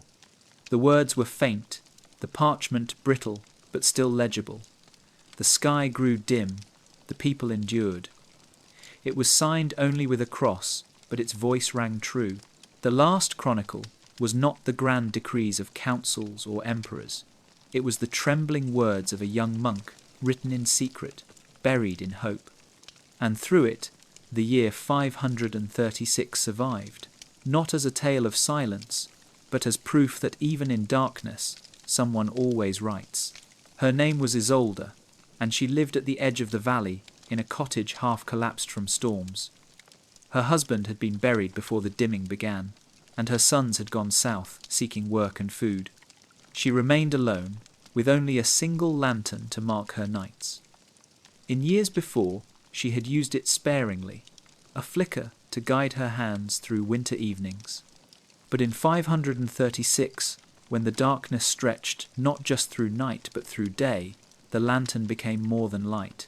It became her defiance. Each evening, when the grey deepened and the village sank into silence, Isolde lit her lantern and placed it on her windowsill. The glow was small, trembling against the endless dim, but it was steady. Travellers passing on the road saw it from afar and whispered, "The widow's lantern still burns." Villagers, even those who mocked her, found themselves watching for it, measuring their nights by the persistence of that little flame. Children dared one another to creep to her door and look inside. They saw her bent form, mending torn cloth, whispering prayers, the lantern by her side. Some said she spoke to her husband through the flame, others that she read the faces of her sons in its glow, but no one denied that the sight of that small light calmed them. One winter storm nearly took it. The wind howled down the valley, rattling shutters, extinguishing hearths. The lantern shook, its glass cracked, the flame guttered. Villagers, fearing it gone, ran to her door. They found Isolde cupping her hands around the lantern, her face wet with tears but her posture fierce. She whispered, "Not yet." The flame flickered once more, then steadied. The villagers left in silence, carrying that image in their hearts. When famine pressed hardest, and many lay ill in their beds, Isolde carried her lantern through the streets. She placed it by the bedside of the dying, saying nothing, only letting the glow rest on their faces. Some whispered blessings, others closed their eyes in peace. The lantern became a last comfort, a companion through final breaths. Years later, when the skies brightened, Isolde was gone. Her cottage collapsed, her grave marked by no stone. But the villagers remembered her lantern. They built one of their own, a lamp to be lit each year on the longest night, placed on the highest roof in the village. They said it was not just in her honour, but in memory of all who endured when the world seemed lost. The widow's lantern became a symbol that light, no matter how small, could outlast darkness. The carpenter was named Tiber, a man with thick hands worn smooth by years of shaping wood. By the time the dimming came, orders for his work had vanished. No one needed new tables, No one could pay for carved beams. People needed bread, not beauty. His workshop stood silent, the smell of pine dust fading, the tools rusting. Yet each night he dreamed. In his dreams, he walked through a hall unlike any he had built. It was vast, with pillars rising like trees, walls carved with images of sun and grain, stars etched into ceilings that glowed faintly even in shadow. The hall was filled with people thin, weary, yet walking tall. They gathered at long tables, not to eat but to sit together, their faces lifted as if warmed by unseen light. Each morning, Tiber woke trembling. The dream returned again and again, always the same hall, the same people, the same strange sense of peace. At last he began to sketch it. With charcoal on scraps, he drew the lines of the pillars, the sweep of the ceiling, the tables that stretched like rivers. He showed no one at first, fearing mockery, but one evening his daughter found the sketches and whispered, "It is beautiful." Word spread. Villagers came to see. They gasped at the drawings, their eyes wide. "This is a place we could rest," one said. "A place to remember what we lost," said another. Soon they begged him to build it. Tiber shook his head. There is no wood, no nails, no time. But the people pressed, offering scraps, planks from ruined barns, beams from broken carts, nails bent but hammered straight again. Slowly they raised it together. The hall was rough, the beams uneven, the roof patched with cloth and bark. But when it stood, they filled it with benches, lanterns and songs. They called it the Dream Hall. Each evening they gathered there not to feast but to be together, to listen to stories, to pray, to remember light. The hall became their refuge. Hunger still pressed, but despair loosened. Even soldiers who came to enforce decrees paused at its door, listening to the voices inside. Some even sat at the benches, forgetting their orders for an hour. Tiber died before the skies cleared, his body weary from years of famine, but his dream hall remained.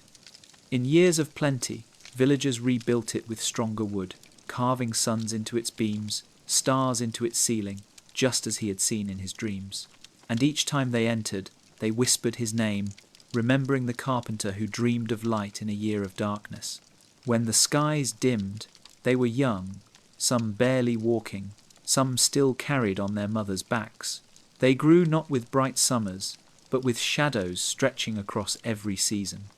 They learned hunger before they learned abundance. They learned silence before laughter. They learned to search the ground for scraps, to sip broth as if it were wine, to huddle together for warmth when fires grew weak. Yet these children carried something their elders could not, the ability to adapt without memory of better days. While their parents mourned lost harvests, the children accepted what was. They turned thin crusts into games, counting crumbs like treasures. They made toys from stones, dolls from cloth rags, drums from empty bowls. They chased one another in alleys, even when their legs trembled with weakness. One boy, named Lucan, grew fascinated by the dim Sunday. He called it the Pale Eye and drew it on walls with charcoal. His drawings spread across the village, small suns etched in doorways, corners, even on the church steps. People frowned at first, but soon they smiled faintly, saying, "The child marks the sky for us." His suns became signs of endurance, reminders that even a pale light was still light. A girl named Mira carried a small flute her father had carved before the famine. Though her breath was weak, she played it often, soft notes rising in the silence. The villagers came to know her tunes, humming them as they worked. When she grew older, they called her the one who gave us music when the birds were gone. Children were the first to whisper truths their parents dared not. They asked aloud why grain was hidden, why bells stayed silent, why priests spoke of blessing while hunger gnawed. Their innocence made their questions less dangerous, yet their voices carried far. Adults listened, hearts heavy, but secretly grateful. By the time the skies cleared, those children were grown. They became the new farmers, the new traders, the new scribes. They carried into adulthood the lessons of survival, to share, to sing, to question, to endure. They told their own children not only of the famine, but of the games they made, the drawings, the flutes, the whispers. In this way, the memory of 536 lived less as despair and more as inheritance. The children of 536 grew into the keepers of its story, shaping it not as a year of death, but as proof of resilience. They said, "We were born in darkness, but we carried the light forward." And so, when the chronicles fell silent, when the decrees softened the truth, when the official words erased what had been endured, it was the children who remembered most clearly. They grew into adults who told their children and grandchildren, and through them, the year no decree could erase remained alive. The road stretched long across valleys and rivers, worn by centuries of footsteps. In 536, it became a path of both hope and desperation. Pilgrims walked not for penance or adventure, but for bread, for rumour of grain, for a chance at life beyond the dimming. They carried little, a cloak, a staff, a scrap of food hidden in cloth. Their sandals wore thin, their shoulders bent, yet still they walked. Among them was Helena, a widow from a coastal town where fishing nets came up empty. She carried her daughter, a girl of 7, on her back for the first miles, then coaxed her to walk when her own strength faltered. The child asked often, "Will there be bread there?" Helena answered always, "Yes," though she did not know where there truly was.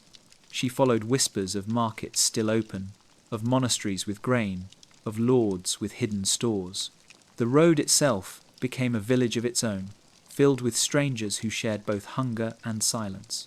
Pilgrims learned to read one another's faces quickly, who was near collapse, who might share a crust, who might steal one, yet small acts of kindness persisted. A man with 3 beans gave one to a child not his own. A woman tore her cloak to bandage a stranger's foot. Such moments flickered like candles along the path, fragile but real. At night, they gathered near fields or under trees, too weary to build fires. They told stories not of kings or battles, but of harvests remembered, of rivers once full of fish, of festivals with music. These stories became bread for the mind, passed from mouth to mouth until the listeners fell asleep on cold ground. Helena once dreamed she walked the road forever, her feet bleeding, but her child growing taller with each step. She woke to find her daughter's hand in hers, small fingers gripping tightly. She whispered, "We will find it. We must." Not all survived.